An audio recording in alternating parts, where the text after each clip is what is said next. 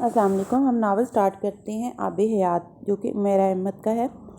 پہلی بار مارگلا کی پہاڑی پر موت کے خوف کی گرفت میں وہ اس طرح زندگی سے تائب ہو گیا تھا جو وہ گزارتا آیا تھا، اور آج دوسری بار وہ امامہ اور اپنے بچوں کی موت کے خوف اور ورلڈ بینک میں اپنے سینئرز کے ہاتھوں ملنے والی ہتک اور تذلیل کے بعد وہ فیصلہ کر بیٹھا تھا جو وہ اب تک کرتے ہوئے جھجکتا اور کتراتا رہا تھا۔ بعض خوف سارے خوف کھا جاتے ہیں۔ سالار سکندر کے ساتھ بھی اس دن یہی ہوا تھا۔ وہاں بیٹھے اس نے اس دن یہ طے کیا تھا وہ اگلے 10 سال میں ورلڈ بینک سے بڑا ادارہ بنائے گا۔ وہ دنیا کے اس مالیاتی نظام کو الٹ کر رکھ دے گا جس پر مغرب قابض تھا۔ وہ ساری عمر مغربی اداروں میں مغربی تعلیم حاصل کرتا رہا تھا۔ وہ مغرب کا مداح تھا، لیکن وہ مغرب کا مطیع نہیں بن سکتا تھا۔ ذلت بہت کم لوگوں کو مطیع بناتی ہے، تذلیل لوگوں کو منتقم المزاجی سکھاتی ہے، بدلہ لینے پر مجبور کرتی ہے۔ سالار سکندر نے اپنی پروفیشنل زندگی میں پہلی بار ایسی تذلیل چکھی تھی۔ ہتک، ذلت، تذلیل، جتنے بھی لفظ اس احساس کے لیے استعمال ہو سکتے تھے اس کو محسوس ہوئے تھے۔ مغرب کی مشینری کا ایک بہترین اور کارآمد پرزہ بن کر بھی وہ صرف ایک پرزہ ہی بن سکا تھا جس کی مدت میعاد اور ضرورت ختم ہونے پر اسے نکارہ سمجھ کر پھینک دیا جاتا۔ وہ ساری عمر یہ سمجھتا رہا تھا وہ اپنی قابلیت، اپنی مہارت، اپنے کام سے جڑ چکا ہے۔ وہ خود کو اہم نہیں، اہم ترین سمجھتا رہا تھا۔ اس کا یہ یقین خوش فہمی نکلی تھی۔ تم مزید کسی ایشو کے بارے میں بات کرنا چاہتے ہو؟ الیگزینڈر رافیل نے بظاہر بے نیازی جتاتے ہوئے اس سے کہا۔ نہیں۔ وہ مزید کچھ بھی کہے بغیر اٹھ گیا تھا۔ رافیل بھونچکا رہ گیا تھا۔ وہ اسے اپنے بیوی بچوں کی زندگی کے لیے گڑگڑاتا دیکھنا چاہتا تھا، اپنے پاسپورٹ کو ایشو کرانے کے لیے ورلڈ بینک کی اپروول اور تعاون کی بھیک مانگتے ہوئے، اور پھر آخر کار ان ٹرمز اور کنڈیشنز کو مانتے ہوئے استعفیٰ دیتے یا کانگو میں اس پروجیکٹ کو جاری رکھنے کی جس کے لیے وہ کل یہاں بیٹھا تھا۔ لیکن سالار سکندر ان حالات میں بھی اٹھ کر چلا گیا تھا۔ رافیل کو لگا اس کا ذہنی توازن خراب ہو گیا تھا۔ ہیڈ کوارٹرز کی عمارت سے اس طرح نکلتے ہوئے سالار کو خود بھی یہی محسوس ہو رہا تھا جیسے اس کا ذہنی توازن خراب ہو گیا تھا، ورنہ وہ اتنا بے رحم اور بے حس تو نہیں ہو سکتا تھا کہ امامہ اور بچوں کے لیے وہاں کچھ بھی کیے بغیر آ جائے۔ وہ وہاں کمپرومائز کرنے گیا تھا، اپنے بیوی اور بچوں کی زندگی بچانے کے لیے ان کی شرائط ماننے کی نیت سے وہاں گیا تھا۔ لیکن رافیل کے الفاظ اور رویے نے جیسے سالار سکندر کا ذہن ہی الٹ کر رکھ دیا تھا۔ میں ان میں سے کسی سے بھی اپنی فیملی کی زندگی کی بھیک نہیں مانگوں گا۔ اگر گڑگڑاؤں گا تو بھی ان میں سے کسی کے سامنے نہیں گڑگڑاؤں گا۔ عزت اور ذلت دونوں اللہ کے ہاتھ میں ہے۔ اللہ نے ہمیشہ مجھے عزت دی ہے۔ ذلت جب بھی میرا مقدر بنی ہے، میرے فیصلوں، میرے انتخاب سے بنی ہے۔ میں آج بھی اللہ سے ہی عزت مانگوں گا۔ پھر اگر اللہ مجھے عزت نہیں ذلت دے گا تو میں اللہ کی دی ہوئی ذلت بھی قبول کر لوں گا، لیکن میں دنیا میں کسی اور شخص سے ذلت نہیں لوں گا، نہ جھکوں گا، نہ کمپرومائز کروں گا، کم از کم اب اس سب کے بعد تو نہیں۔ وہ ریت کا ٹیلہ بن کر اندر گیا تھا اور آتش فشاں بن کر باہر آیا تھا۔ وہ وہی لمحہ تھا جب اس نے امامہ اور اپنے بچوں کی زندگیاں بھی داؤ پر لگا دی تھیں۔ امامہ، جبریل، عنایا، یہ نعمتیں مجھے اللہ نے دی ہیں، کسی انسان سے تو کبھی بھی نہیں ملی، تو پھر میں انسانوں سے ان کے لیے بھیک کیوں مانگوں؟ وہ ضدی تھا، لیکن اس نے زندگی میں سوچا کبھی بھی نہیں تھا کہ ایک وقت ایسا آئے گا جب وہ امامہ اور اپنے بچوں کی زندگیوں کو اپنی ضد کے سامنے قربان کرنے پر تیار ہو جائے گا۔ سالار سکندر کو پھانسنے کے لیے جو پھندا تیار کیا گیا تھا وہ اس سے بچ کر نکل گیا تھا، اور جن لوگوں نے وہ پھندا تیار کیا تھا انہیں اندازہ نہیں تھا بساط کس طرح پلٹنے والی تھی۔ وہ اس کو مات دینا چاہتے تھے، وہ انہیں شہمات دینا چاہتا تھا، اور اللہ بے شک بہترین تدبیر کرنے والا ہے۔ وہ دن ورلڈ بینک کے لیے بہت بڑی خوشخبری لے کر آیا تھا۔ پیٹرس اباکا کوما کی حالت میں مر گیا تھا۔ سالار سکندر نے وہ خبر بینک سے واپس ہوٹل آ کر ٹی وی پر سنی تھی۔ یہ اس کے لیے ایک اور دھچکا تھا، مگر یہ وہ خبر تھی جو اس کے لیے غیر متوقع نہیں تھی۔ وہ پیٹرس اباکا کی جو حالت دیکھ کر آیا تھا اس کے بعد اس کا دوبارہ نارمل ہونا ناممکن تھا، لیکن وہ رات ورلڈ بینک کے لیے سیاہ ترین رات تھی۔ پیٹرس اباکا مرنے سے پہلے ورلڈ بینک کی موت کا سامان کر گیا تھا۔ ایکسکیوز می، وہ کہتے ہوئے اٹھ کر بار کی طرف چلی گئی تھی۔ اس کی نظروں نے جیکی کا تعاقب کیا تھا۔ وہ بار کاؤنٹر پر بار ٹینڈر سے بات کر رہی تھی۔ اس کے سیاہ بیک لیس لباس سے اس کی سفید خوبصورت پشت کمر کے خم تک نظر آ رہی تھی۔ اس نے نظر ہٹاتے ہوئے اپنے سامنے پڑے اورنج ڈرنک کا ایک گھونٹ لیا۔ بہت عرصے کے بعد اس نے کسی عورت کے جسم پر غور کیا تھا، اور بہت عرصے کے بعد وہ کسی عورت کے ساتھ اکیلے کسی بار میں بیٹھا تھا۔ وہ ایک ہوٹل کا بار روم تھا، لیکن وہ ایسی کسی جگہ پر بھی بہت عرصے کے بعد آیا تھا۔ وہ ہاتھ میں پکڑے گلاس سے دوسرا گھونٹ لے رہا تھا جب جیکی شیمپئن گلاسز کے ساتھ واپس آ گئی تھی۔ میں نہیں پیتا، اس نے ایک گلاس اپنے سامنے رکھنے پر چونک کر اسے یاد دلایا تھا۔ یہ شیمپئن ہے، جیکی نے جواباً ایک کندھے کو ہلاتے ہوئے بےحد گہری مسکراہٹ کے ساتھ اس سے کہا۔ اس کا اپنا گلاس اس کے ہاتھ میں تھا۔ شیمپئن شراب نہیں ہے کیا؟ اس نے جواباً جیسے مذاق اڑانے والے انداز میں کہا۔ وہ ٹیبل پر پڑی سگریٹ کی ڈبیا سے اب ایک سگریٹ نکال کر لائٹر کی مدد سے سلگا رہا تھا۔ جیکی نے آگے جھکتے ہوئے بڑی سہولت سے اس کے ہونٹوں میں دبا سگریٹ نکال لیا۔ وہ اسے دیکھ کر رہ گیا۔ اس کی یہ حرکت بےحد غیر متوقع تھی۔ وہ اب اسی سگریٹ کو اپنے دائیں ہاتھ کی انگلیوں میں دبائے بائیں ہاتھ میں شیمپئن گلاس پکڑے مسکراتے ہوئے سگریٹ کے کش لے رہی تھی۔ اس نے نظریں چراتے ہوئے سگریٹ کی ڈبیا سے ایک اور سگریٹ نکال لیا۔ آؤ ڈانس کریں۔ وہ جیکی کے آفر پر ایک بار پھر چونکا۔ وہ ڈانس فلور پر رقص کرتے چند جوڑوں کو دیکھ رہی تھی۔ بار روم میں اس وقت زیادہ لوگ نہیں تھے اور ان میں سے بھی صرف چند ایک ہی اس ڈانس فلور پر موجود تھے جنہیں واقعی ڈانس کرنا تھا۔ وہ اسی ہوٹل کے نائٹ کلب میں موجود تھے۔ میں ڈانس نہیں کرتا۔ اس نے سگریٹ کا کش لیتے ہوئے لائٹر رکھا۔ آتا نہیں ہے؟ جیکی ہنسی تھی۔ پسند نہیں ہے؟ وہ مسکرایا تھا۔ وہ ڈرنک کا گھونٹ بھرتے ہوئے عجیب سی مسکراہٹ کے ساتھ اس کی آنکھوں میں دیکھتی رہی۔ اس نے راکھ جھاڑنے کے بہانے نظریں چرائیں۔ جیکی کی مسکراہٹ مزید گہری ہو گئی تھی۔ شراب کبھی نہیں پی تم نے؟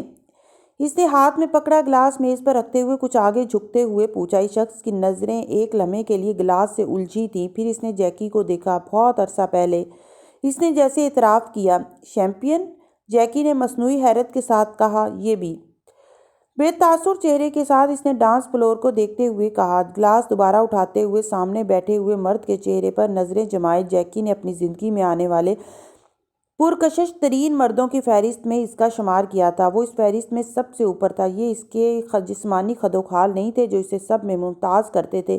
اس کی زندگی میں شکل و صورت کے اعتبار سے اس سے زیادہ خوبصورت مرد آئے تھے۔ سامنے بیٹھے ہوئے شخص میں کچھ اور تھا جو اسے بےحد منفرد، سب سے الگ بنا رہا تھا۔ اس کی بھاری مردانہ آواز، شائستہ رویہ، ذہین، تیز اور گہری آنکھیں، اس کی مسکراہٹ یا پھر اس کی تمکنت اور رکھ رکھاؤ، وہ نہ چاہتے ہوئے بھی اس کی طرف متوجہ ہو رہی تھی اور بری طرح ہو رہی تھی، اور اس میں اس کا قصور نہیں تھا۔ وہ دعوے سے کہہ سکتی تھی کہ وہ مرد کسی بھی عورت کو متوجہ کر سکتا تھا۔ اس نے اس کے کریکٹر پروفائل میں پڑھا تھا کہ وہ عیاش نہیں تھا۔ اسے حیرت تھی، وہ کیوں نہیں تھا؟ اسے ہونا چاہیے تھا۔ اس پر نظریں جمائے اس نے سوچا، اور بالکل اسی لمحے اس شخص نے ڈانس فلور سے نظر ہٹا کر اسے دیکھا۔ جیکی کی مسکراہٹ بے اختیار گہری ہوئی۔ وہ بھی بے مقصد مسکرا دیا تھا۔ وہ بہت عرصے کے بعد کسی عورت کی کمپنی کو اتنا انجوائے کر رہا تھا۔ وہ خوبصورت تھی، اسمارٹ تھی اور وہ الجھا ہوا تھا۔ نہ ہوتا تو یہاں اس وقت وہ 2 گھنٹے ایک اجنبی عورت کے ساتھ کبھی نہ بیٹھا ہوتا۔ تمہاری شیمپئن؟ جیکی نے اسے ایک بار پھر یاد دلایا۔ تم لے سکتی ہو۔ اس نے جواباً گلاس کو اس کی طرف بڑھا دیا۔ اگر پہلے پیتے تھے تو اب اس میں کیا برائی نظر آ گئی تمہیں؟ جیکی اس بار سنجیدہ ہوئی تھی۔ لطف حاصل کرنے کے لیے پیتا تھا۔ جب لطف ملنا ختم ہو گیا تو شراب چھوڑ دی میں نے۔ وہ اس کی بات پر بے اختیار ہنسی۔ وہ اسے دیکھتا رہا۔ جیکی دونوں ہاتھ ٹیبل پر رکھتے ہوئے جھکی اور اس کی آنکھوں میں آنکھیں ڈالتے ہوئے اس نے کہا، کیا تم جانتے ہو، مجھے تم میں ایک ساحرانہ کشش محسوس ہوتی ہے۔ وہ مسکرایا تھا، یوں جیسے اس کے جملے سے محظوظ ہوا ہو۔ ذے نصیب، اس نے جواباً کہا تھا۔ جیکی نے بڑے غیر محسوس انداز میں میز پر رکھے اس کے ہاتھ پر ہاتھ رکھا تھا۔ وہ ہاتھ ہٹانا چاہتا تھا لیکن چاہتے ہوئے بھی نہیں ہٹا سکا۔ وہ اس کے ہاتھ کی پشت پر بظاہر غیر محسوس انداز میں انگلیاں پھیر رہی تھی۔ اس نے بائیں ہاتھ میں پکڑا سگریٹ ایش ٹرے میں بجھا دیا۔ وہ دونوں اب ایک دوسرے کی آنکھوں میں آنکھیں ڈالے ایک دوسرے کو خاموشی سے دیکھ رہے تھے۔ پھر جیکی نے کہا، کیا تم ایک رات کے تعلق پر یقین رکھتے ہو؟ جواب فوری آیا تھا، بالکل۔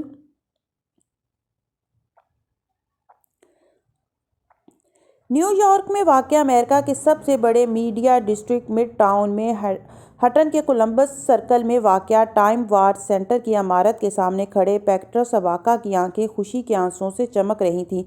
وہ کچھ دیر میں اس عمارت کے اندر واقع CNN کے اسٹوڈیوز میں امریکہ کے ممتاز ترین اخباری صحافیوں میں سے ایک اینڈرسن کوپر سے اس کے پروگرام 360 کے سلسلے میں ملاقات کرنے والا تھا۔ اینڈرسن کوپر 2 ہفتے بعد کانگو میں بارانی جنگلات کے حوالے سے ایک پروگرام کرنے جا رہا تھا۔ اس نے انگلینڈ اور یورپ کے اخبارات میں پیٹر سباکا کے انٹرویوز اور پگمیز کی بقا کے لیے چلائی جانے والی اس کی مہم کے بارے میں بنیادی معلومات لینے کے بعد اپنی ٹیم کے ایک فرد کے ذریعے اس سے رابطہ کیا تھا، اور آج اسے کوپر کے ساتھ ایک خفیہ ملاقات کرنی تھی اور پیٹرس اباقا خوشی سے بے قابو تھا۔ کانگو کے تاریک جنگلات میں بسنے والے پگمیز کی جدوجہد کی کہانی کبھی روشنیوں سے چمکتی تہذیب یافتہ دنیا کے اس جنگل میں سنی جا سکتی تھی۔ اباقا کو اس کی توقع تھی، پر یہ اندازہ نہیں تھا کہ یہ کام اتنی جلدی بھی ہو سکتا تھا۔ وہ واشنگٹن میں کئی دنوں سے کسی نیوز چینلز کے لوگوں سے ملتا رہا تھا اور امید اور نا امیدی کے درمیان لڑکتا پھر رہا تھا، اور انہی نیوز چینلز پر مختلف حوالہ جات کے ذریعے رابطہ کرتے کرتے اسے بغیر کسی حوالے کے اور اچانک اینڈرسن کوپر کی طرف سے ملنے والی وہ کال غیر یقینی تو ہونے کے ساتھ ساتھ ایک نعمت غیر مرتکبہ بھی تھی۔ کئی سالوں سے کی جانے والی اس کی وہ بے حد بے نام جدوجہد اگر CNN پر کوپر کے پروگرام میں ہائی لائٹ ہوتی اور دنیا کے سامنے آتی تو اس کے بعد اباقا کے لیے بہت ساری چیزیں آسان ہو جاتیں، اور اس کے لیے سب کچھ جتنا آسان ہو جاتا، ورلڈ بینک اور اس سے منسلک عالمی قوتوں کے لیے اس پروجیکٹ کو دنیا کی نظروں سے چھپائے اسی طرح چلائے جاتے رہنا اتنا ہی مشکل ہو جاتا۔ بین الاقوامی میڈیا کی کوریج اور اس کوریج کے نتیجے میں ہونے والی تنقید کا سامنا کرنا مشکل ہوتا۔ پروجیکٹ ختم ہونے کے خدشات تو جو پیدا ہوتے سو ہوتے، لیکن ورلڈ بینک کے لیے افریقہ سے دوسرے ممالک میں اس طرح کے نئے پروجیکٹس کے ٹھیکے اور آغاز مشکل سے مشکل ہو جاتے۔ وہ بونا جسے پچھلے کئی سالوں سے وہ بونا رکھنے کی بھرپور کوشش کر رہے تھے اور اس میں کامیاب بھی تھے، یکدم جن بن گیا تھا، اور کسی جن کو بوتل میں واپس قید کرنے سے زیادہ آسان اس کی جان لے لینا تھا۔ اباقا کو یہ اندازہ نہیں تھا کہ اینڈرسن کوپر کی طرف سے ملنے والی اس کال نے اس کی زندگی اور موت کے حوالے سے بھی فیصلہ کر دیا تھا، مگر تاخیر بس تھوڑی سی ہوئی تھی۔ اس کی نگرانی کرنے والے لوگوں سے ایک سراسیمگی اور بدحواسی پھیلی تھی ان لوگوں میں جنہوں نے یہ طے کرنا تھا کہ اب اچانک اس CNN کے منظر میں آ جانے کے بعد وہ فوری طور پر اباقا کا کیا کریں۔ تشویش اس بات پر بھی ہوئی تھی کہ اگر اباقا کا اور پگمیز کے حوالے سے کوپر نے پروگرام کرنے کا فیصلہ کر لیا تھا تو چوٹی کے اور کتنے ایسے صحافی تھے جو اس پروجیکٹ کے حوالے سے پروگرام کرنے کی تیاریوں میں تھے۔ اباقا جن چھوٹے موٹے نیوز چینلز اور جرنلسٹ کو بڑا اور طاقتور سمجھ کر واشنگٹن میں ان کے ساتھ گھنٹوں گزار کر آتا رہا تھا، وہ سب پہلے ہی اباقا کی نگرانی کرنے والے لوگوں کی فہرست میں شامل تھے۔ ان سے اباقا کے حوالے سے پہلے ہی بات کر لی گئی تھی اور انہیں اس پروجیکٹ اور اس ایشو کی کوریج کے حوالے سے اسٹیٹ ڈپارٹمنٹ کی ہدایات بھی پہنچا دی گئی تھیں کہ امریکی مفادات کے لیے اس پروجیکٹ کے حوالے سے کوئی منفی خبر کی کوریج اور رپورٹ کس قدر نقصان دہ ہو سکتی تھی، اور ان چھوٹے چینلز اور نیوز جرنلز کو تابع کرنا آسان تھا۔ CNN جیسے بڑے ادارے کو بھی امریکن مفادات کو ہر چیز پر بلاتر رکھنا سوچ کے تابع رکھنا مشکل نہیں تھا، مگر مشکل تھا تو ان نیوز جرنلز کی عالمی مقبولیت اور پہنچ پر کنٹرول رکھنا جو CNN پر جب بھی کسی ایشو کو کتنا بھی امریکی مفادات کو بالاتر رکھنے کی پالیسی کے باوجود اٹھاتے، وہ دنیا میں کسی نہ کسی نئے تنازع کو جنم دے دیتے۔ اور یہاں بھی اباقا کو مانیٹر کرنے والے لوگوں کو اچانک درپیش آنے والے چیلنج یہی تھے۔ اگر وہ پروگرام کوپر اباقا سے پہلے پیش کرنے کا ارادہ نہ کر چکا ہوتا تو CIA کے لیے کوپر کو اس افیشنی صحافت سے روکنے کا واحد حل یہ تھا کہ اباقا کو اس تک کسی بھی قیمت پر نہ پہنچنے دیا جاتا۔ لیکن یہاں کوپر اباقا سے اس سٹیج پر رابطہ کر رہا تھا جب وہ مبادہ وہ اور اس کی ٹیم پہلے ہی اس ایشو پر بہت زیادہ کام کرنے کے بعد کانگو روانگی کی تیاریوں میں تھی، اور اب اس صورتحال پر کیا کیا جاتا۔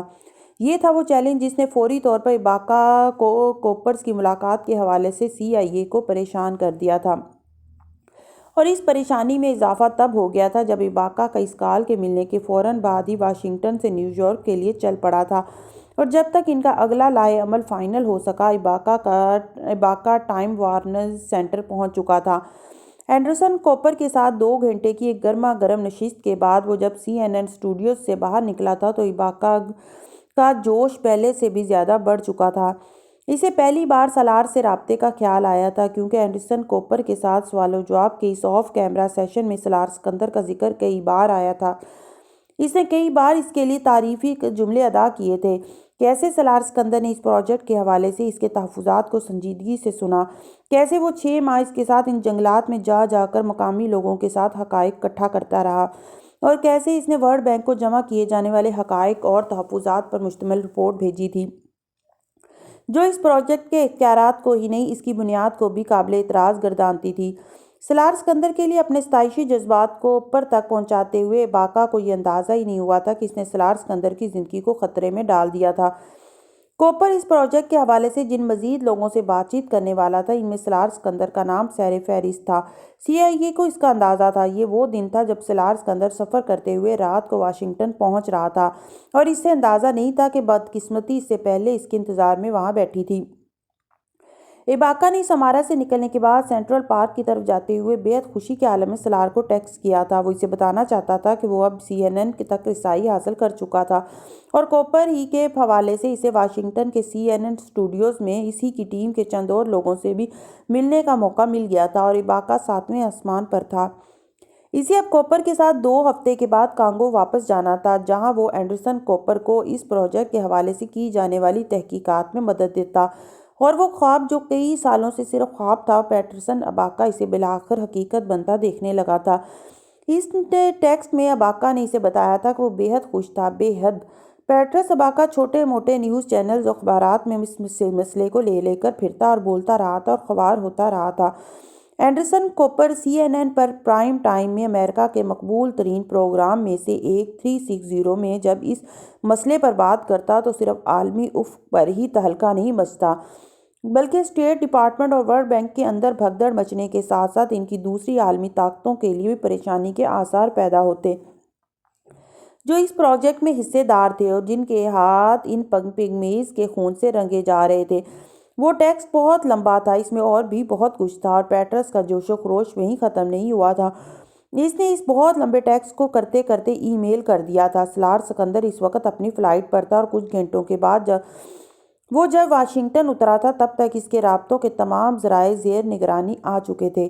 پیٹرس اباکا کی وہ آخری ای میل سالار سکندر کو اس کی موت کے بعد ملی تھی، لیکن ان لوگوں کو سالار سکندر کے جہاز اترنے سے بھی کئی گھنٹے پہلے مل گئی تھی جو پیٹرس اباکا کی زندگی اور موت کے حوالے سے فیصلہ کر رہے تھے۔ ایباکا کی فوری موت انہیں نہیں چاہیے تھی، انہیں فی الحال کچھ گھنٹوں کے لیے اس کی زندگی چاہیے تھی۔ اپنی تحویل میں ایباکا کو رکھتے ہوئے وہ اب ایباکا ہی کے ذریعے اس پورے کیس کو بند کرنا چاہتے تھے۔ وہ پینڈورا باکس جسے ایباکا نے کھولا تھا وہ ایباکا کے ہاتھوں ہی بند کروانا چاہتے تھے اور اس کے بعد وہ ایباکا سے جان چھڑا لیتے اس کی طبیعی موت کے ذریعے۔ بعض اوقات کسی شخص کی زندگی کسی دوسرے کی موت بن جاتی ہے اور کسی دوسرے کی موت کسی اور کی زندگی۔ ایباکا کی موت کے فیصلے نے CIA کی فوری طور پر سالار سکندر کو مار دینے کی حکمت عملی بدل دی تھی، ورنہ اس سے پہلے سالار سکندر کو بینک کے ہیڈ کوارٹر میں ہونے والے مذاکرات کے بعد اس کے انکار اور معاملہ حل نہ کرنے کی صورت میں ایک حادثاتی موت کا سامنا کرنا تھا۔ اینڈرسن کوپر سے ایباکا کی ہونے والی اچانک ملاقات نے CIA کو یکدم پسپا کر دیا تھا۔ وہ ایباکا اور سالار دونوں کو اکٹھا نہیں مار سکتے تھے، شاید مارنے کا سوچ ہی لیتے اگر اتفاقی طور پر وہ دونوں ایک ہی وقت میں امریکہ میں موجود نہ ہوتے اور وہ بھی 2 قریبی شہروں میں۔ وہ ایسا کوئی رسک نہیں لے سکتے تھے کہ کسی کی تفتیش شروع ہونے کی صورت میں ایباکا اور سالار کی طبیعی اموات کے درمیان کوئی اور قدرتی تعلق نکال لیا جاتا۔ سالار کو فی الحال صرف خوفزدہ کرنے کا فیصلہ کیا گیا تھا اور CIA کو اندازہ نہیں تھا کہ انہوں نے غلط حکمت عملی غلط آدمی پر لاگو کرنے کا فیصلہ کر لیا تھا۔ پیٹرس اباکا کو چند گھنٹوں کے بعد بروکلین کے ایک ایسے علاقے کی ایک تنگ و تاریک گلی میں روکا گیا تھا جہاں ایک قریبی عمارت میں ایباکا کو اپنے ایک دوست سے ملنا تھا۔ CIA کا خیال تھا ایباکا ان کے لیے حلوہ تھا جسے وہ بہت آرام سے پکڑ کر لے جاتے۔ ایسا نہیں ہوا تھا۔ ایباکا ان 2 افراد سے بڑی بے جگری سے لڑا تھا جنہوں نے اچانک اس کے قریب اپنی گاڑی روک کر اسے ریوالور دکھاتے ہوئے اندر بٹھانے کی کوشش کی تھی۔ اس نے ساری زندگی امریکہ کی مہذب دنیا میں مہذب طور پر طریقوں کے ساتھ گزاری تھی، لیکن جنگل اور جنگلی زندگی اس کی سرشت اور جبلت میں تھی۔ اپنا دفاع کرنا اسے آتا تھا۔ وہ ان تربیت یافتہ گماشتوں کے قابو میں نہیں آیا تھا۔ پختہ قامت ہونے کے باوجود سخت جان اور مضبوط تھا۔ وہ پٹتا اور پیٹتا رہا تھا۔ اس سڑک سے گزرتے ہوئے اکا دکا لوگوں میں سے کسی نے ایک سیاہ فام اور 2 سفید فاموں کے درمیان ہونے والی اس دھنگا مشتی کو روکنے کی کوشش نہیں کی تھی۔ گزرنے والے سفید فام تھے اور پیٹرس اباکا ان کی ملامتی نظروں کا معاملے کو نہ سمجھتے ہوئے بھی نشانہ تھا۔ جرم ہمیشہ کالا کرتا تھا، قصوروار ہمیشہ کالا ہوتا تھا۔ وہ فلسفی پاس سے گزر جانے والے لوگوں کے ذہنوں کے ساتھ ساتھ نظروں میں بھی تھی۔ وہ ایسا معاشرہ نہیں تھا جو کسی سیاہ فام کو پٹتے دے کر انسانیت کے جذبے کے تحت تڑپ جاتا اور مدد کے لیے بن بلائے آ جاتا، اور یہاں تو ایک ایسا سیاہ فام تھا جو پٹ رہا تھا لیکن ساتھ ساتھ پیٹ بھی رہا تھا، خود لہو لہان تھا تو ان دو سفید فاموں کو بھی لہو لہان کر چکا تھا۔ پتہ نہیں یہ باکا کی بدقسمتی تھی ان دونوں ایجنٹس کی یا پھر CIA کی کہ لڑتے لڑتے ریوالور باکا کے ہاتھ میں آ گیا تھا، اور ایک بار ریوالور ہاتھ میں آنے پر اس نے آؤ دیکھا نہ تاؤ ان دونوں افراد پر گولیاں چلا دی تھی۔ گولی ایک کو لگی تھی لیکن دوسرا خود پر ہونے والے فائر سے بہت پہلے اپنا ریوالور نکال کر باکا پر دو فائر کر چکا تھا اور اس کے سینے میں لگے تھے۔ یکے بعد دیگرے ہونے والے ان تین فائرز نے اس سڑک پر چلتے راہ گیروں کو وہاں سے بھاگنے پر مجبور کر دیا تھا، اور انہی میں سے کسی نے پولیس کو بھی فون کیا تھا، لیکن پولیس کے آنے سے پہلے ہی وہ دونوں ایجنٹ شدید زخمی حالت میں تڑپتے باکا کو گاڑی میں ڈال کر فرار ہو گئے تھے۔ جس ایجنٹ کی ٹانگ میں گولی لگی تھی وہ ہوش و حواس میں تھا، اور اپنی گاڑی میں باکا کو لے کر فرار ہوتے ہوئے انہوں نے اپنے سرپرستوں کو سارے واقعے سے انفارم کر دیا تھا۔ اباکا کی وہ حالت اس دن CIA کے لیے دوسرا جھٹکا تھی۔ انہیں اباکا کا صحیح سلامت کچھ گھنٹوں کے لیے چاہیے تھا تاکہ اس کے ذریعے ان تمام چیزوں کو بھی قابو کر سکتے جو اباکا کی موت کی صورت میں کسی اور کے ہاتھ لگ جانے کی صورت میں ان کے لیے کوئی اور پیٹرس اباکا کھڑا کر دیتا۔ CIA کو یہ پتا تھا کہ اباکا کے پاس موجود کاغذوں کی ہزاروں نہیں تو کم از کم سینکڑوں کاپیاں تھیں جو اباکا کا مختلف لوگوں کے پاس رکھواتا آیا تھا۔ پتہ نہیں یہ احتیاط تھی یا کوئی خوف یا کوئی حکمت عملی، لیکن یہ وہ واحد حفاظتی تدبیر تھی جو اباکا کے ذہن میں ابھرنے والے خدشات کا ایک حل تھا، اور یہ خدشات اس وقت ابھرنا شروع ہوئے تھے جب ایک سال پہلے پہلی بار کچھ لوگوں نے اس سے رابطہ کر کے اس پورے معاملے سے پیچھے ہٹ جانے کے عوض رشوت دینے کی کوشش کی تھی۔ رشوت شاید ایک بہت چھوٹا گھٹیا لفظ تھا اس سب کے لیے جو اسے آفر کیا گیا تھا۔ اگر بلینک چیک کسی کو صرف روپے کے لیے پیش کیا جاتا تھا تو اباکا کو اس مقصد سے پیچھے ہٹنے، دوسرے لفظوں میں اپنے لوگوں کی زندگیاں بیچ دینے کے عوض ہر چیز کے حوالے سے ایک بلینک چیک پیش کیا گیا تھا۔ کوئی بھی ایسی چیز جو اباکا کی خواہش ہوتی، کوئی بھی چھوٹی سے چھوٹی، بڑی سے بڑی۔ اباکا کا انکار اقرار میں نہیں بدلا تھا۔ قیمت ہمیشہ اقرار کی ہوتی ہے، انکار انمول ہوتا ہے۔ بکنے والے آدمیوں کے بیچ میں نہ بکنے والا آدمی کانٹے کی طرح چبھتے ہوئے بھی ہیرے کی طرح چمکتا ہے، اور CIA ہیروں کے کاروبار میں مہارت رکھنے کا دعویٰ رکھتی تھی۔ ان پیشکشوں اور اس انکار کے بعد اباکا کو پہلی بار یہ خدشات لاحق ہونے لگے تھے کہ اگر اسے خریدا نہیں جا سکا تو پھر اسے مارا جا سکتا ہے، اور یہ خدشہ ہی وہ چیز تھی جس نے اباکا کو اپنے بہت سے دوستوں اور ساتھیوں کے پاس ان دستاویزات کی کاپیاں رکھوانے پر مجبور کرنا شروع کر دیا تھا۔ CIA کو اس کی بھی خبر تھی۔ اباکا نے اگر سینکڑوں کاپی امریکہ اور کانگو اور انگلینڈ میں اپنے دوستوں کے پاس رکھوائی تھی تو CIA کو ان سینکڑوں لوگوں کی مکمل معلومات تھی۔ وہ دستاویزات ہر اس جگہ سے چوری کر کے ان کی جگہ کچھ اور ڈاکومنٹس رکھ دی جاتی تھی، اور اباکا کو اس بات کا احساس تک نہیں ہوا تھا کہ اس کے پیچھے اس پروجیکٹ کے حوالے سے سارے سراغ مٹائے جاتے رہے تھے۔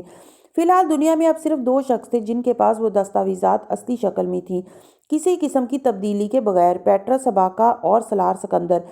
پیٹرس اباکا اب موت اور زندگی کی کشمکش میں تھا، اور سالار سکندر اگلے دن خوار ہونے والا تھا، مگر CIA کے لیے فی الحال سب سے بڑا چیلنج یہ تھا کہ وہ اباکا کے دستخط کیسے حاصل کرتے جن کی انہیں فوری ضرورت تھی، تاکہ وہ لاکرز کھلوا سکتے جہاں اس کی اصل دستاویزات۔ ان کی حکمت عملی یہ تھی کہ وہ ان اصلی دستاویزات کو حاصل کرنے کے بعد اباکا کو ختم کر دیتے، مگر سب کچھ اس سے کے الٹ ہوا تھا۔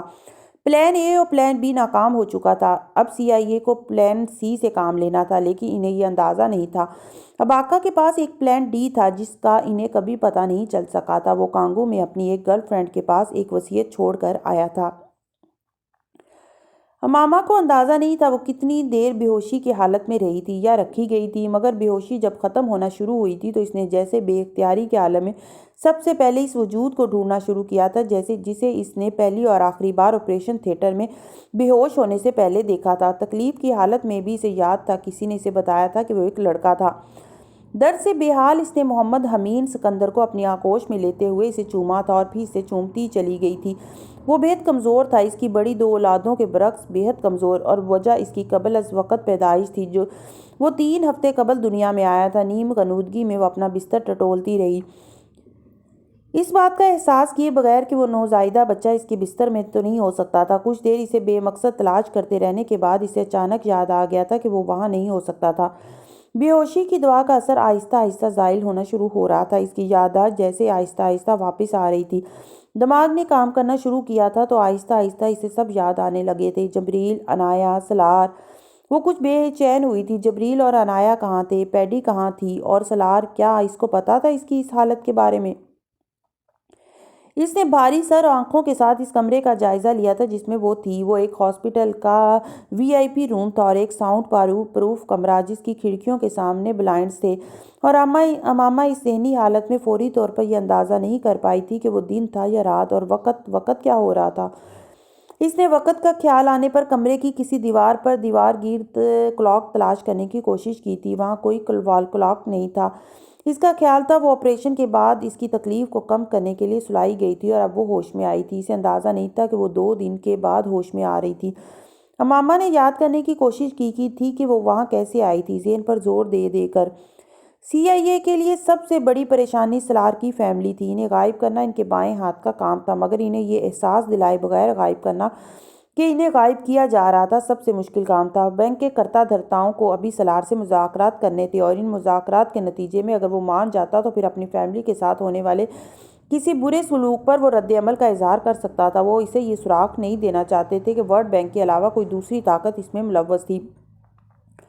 سلار جس رات واشنگٹن کے لیے روانہ ہوا تھا، اس کے اگلے دن امامہ کی گائناکالوجسٹ نے اسے فون کیا تھا۔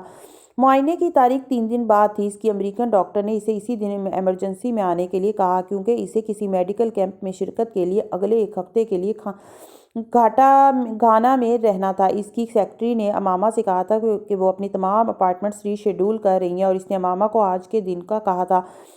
امامہ نے کسی غور و خوض کے بغیر جانے کی حامی بھر لی تھی۔ وہ اسے ایک معمول کی بات سمجھ رہی تھی، اور اس میں اس کا کوئی قصور نہیں تھا۔ اگر سلار سکندر سی آئی اے کے ہاتھوں بے بس ہو رہا تھا تو امامہ تو کوئی شے ہی نہیں تھی۔ وہ ہمیشہ کی طرح جبریل اور عنایا کے ساتھ پیڈی کو بھی ہسپتال لے کر گئی تھی۔ وہ کنشاسا کے بہترین ہسپتالوں میں سے ایک تھا، کیونکہ وہاں پر زیادہ تر غیر ملکی ملٹی نیشنل کمپنیز اور سفارتکاروں کا علاج ہوتا تھا۔ سلار اس وقت اپنی فلائٹ پر تھا، اور امامہ کا خیال تھا وہ جب تک واشنگٹن پہنچتا وہ اس سے بہت پہلے واپس گھر آ جاتی، لیکن وہ واپس گھر نہیں آ سکی تھی۔ اس کی ڈاکٹر نے اس کا الٹرا ساؤنڈ کرنے کے بعد کچھ تشویش کے عالم میں اسے کہا تھا کہ اسے بچے کی حرکت اب نارمل محسوس ہو رہی ہے۔ اس نے اسے بتایا تھا کہ اسے کچھ اور ٹیسٹ کروانے ہوں گے، اور ساتھ اسے کچھ انجیکشنز بھی لینا ہوں گے۔ امامہ کو تشویش ہوئی تھی تو صرف یہ کہ سلار وہاں نہیں تھا۔ وہ اس سے پہلے ہمیشہ اس کے ساتھ ہی وہاں آئی تھی ایسے معائنوں کے لیے، لیکن اسے اپنے بچے کے حوالے سے کوئی فکر نہیں تھی، کیونکہ وہ بچے کی حرکت کی اب نارملٹی کو بھی ایک اتفاقی چیز سمجھ رہی تھی۔ ڈاکٹر نے اسے فوری طور پر ہاسپٹل میں کچھ گھنٹوں کے لیے یہ کہہ کر ایڈمٹ کیا تھا کہ انہیں اس کو زیر نگرانی رکھنا تھا۔ اسے ایک کمرے میں شفٹ کیا گیا تھا، اور جو انجیکشن امامہ کو دیے گئے تھے وہ درد بڑھانے والے انجیکشن تھے۔ امامہ کو گھر سے غائب اور سلار اور اپنی کسی اور فیملی ممبر سے رابطہ منقطع رکھنے کے لیے سی آئی اے کے پاس اس سے بہترین حل نہیں تھا کہ اس کے بچے کی قبل از وقت پیدائش عمل میں لائی جائے۔ اس کے بچے کی حالت اتنی اچھی تھی کہ وہ 3 ہفتے پہلے پیدا ہونے پر بھی زندہ بچ سکتا تھا، اور نہ بچتا تو بھی سلار یا امامہ میں سے کوئی ورلڈ بینک یا سی آئی اے کا ہاتھ اس ساری صورتحال میں سے برآمد نہیں کر سکتا تھا۔ امامہ انجیکشن لگوانے سے پہلے ہاسپٹل کے کمرے میں ہی پیڈی، جبریل اور عنایا کو لے آئی تھی۔ اس وقت بھی اس کا یہی خیال تھا کہ چند گھنٹوں میں وہ واپس گھر چلی جائے گی، لیکن اسے پہلی بار تشویش تب ہوئی تھی جب اسے درد ذیل ہونا شروع ہو گیا تھا، اور ڈاکٹر نے اس کی تصدیق بھی کر دی تھی کہ انجیکشن کی ری ایکشن میں شاید انہیں اس بچے کی زندگی بچانے کے لیے فوری طور پر دنیا میں لانا پڑے۔ وہ پہلا موقع تھا جب امامہ بری طرح پریشان ہوئی تھی۔ وہاں کنشاسا میں گھر کے چند ملازموں کے سوا ان کا کوئی ایسا حلقہ احباب نہیں تھا جنہیں وہ ایسے کسی بحران میں مدد کے لیے پکارتے یا جن پر بھروسہ کرتے۔ ان کا جتنا میل ملاپ تھا وہ سرکاری تھا اور غیر ملکی تھا۔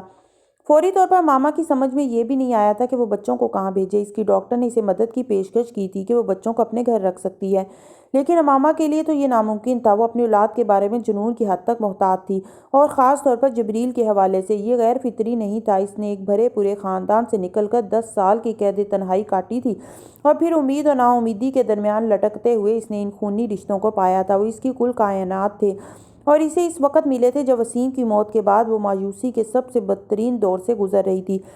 جبریل اس کی زندگی میں اس وقت بہار کی طرح آیا تھا۔ اس کے وجود کے اندر پلتے ہوئے بھی اس نے ماں کو کسی مسیحا کی طرح سنبھالا تھا۔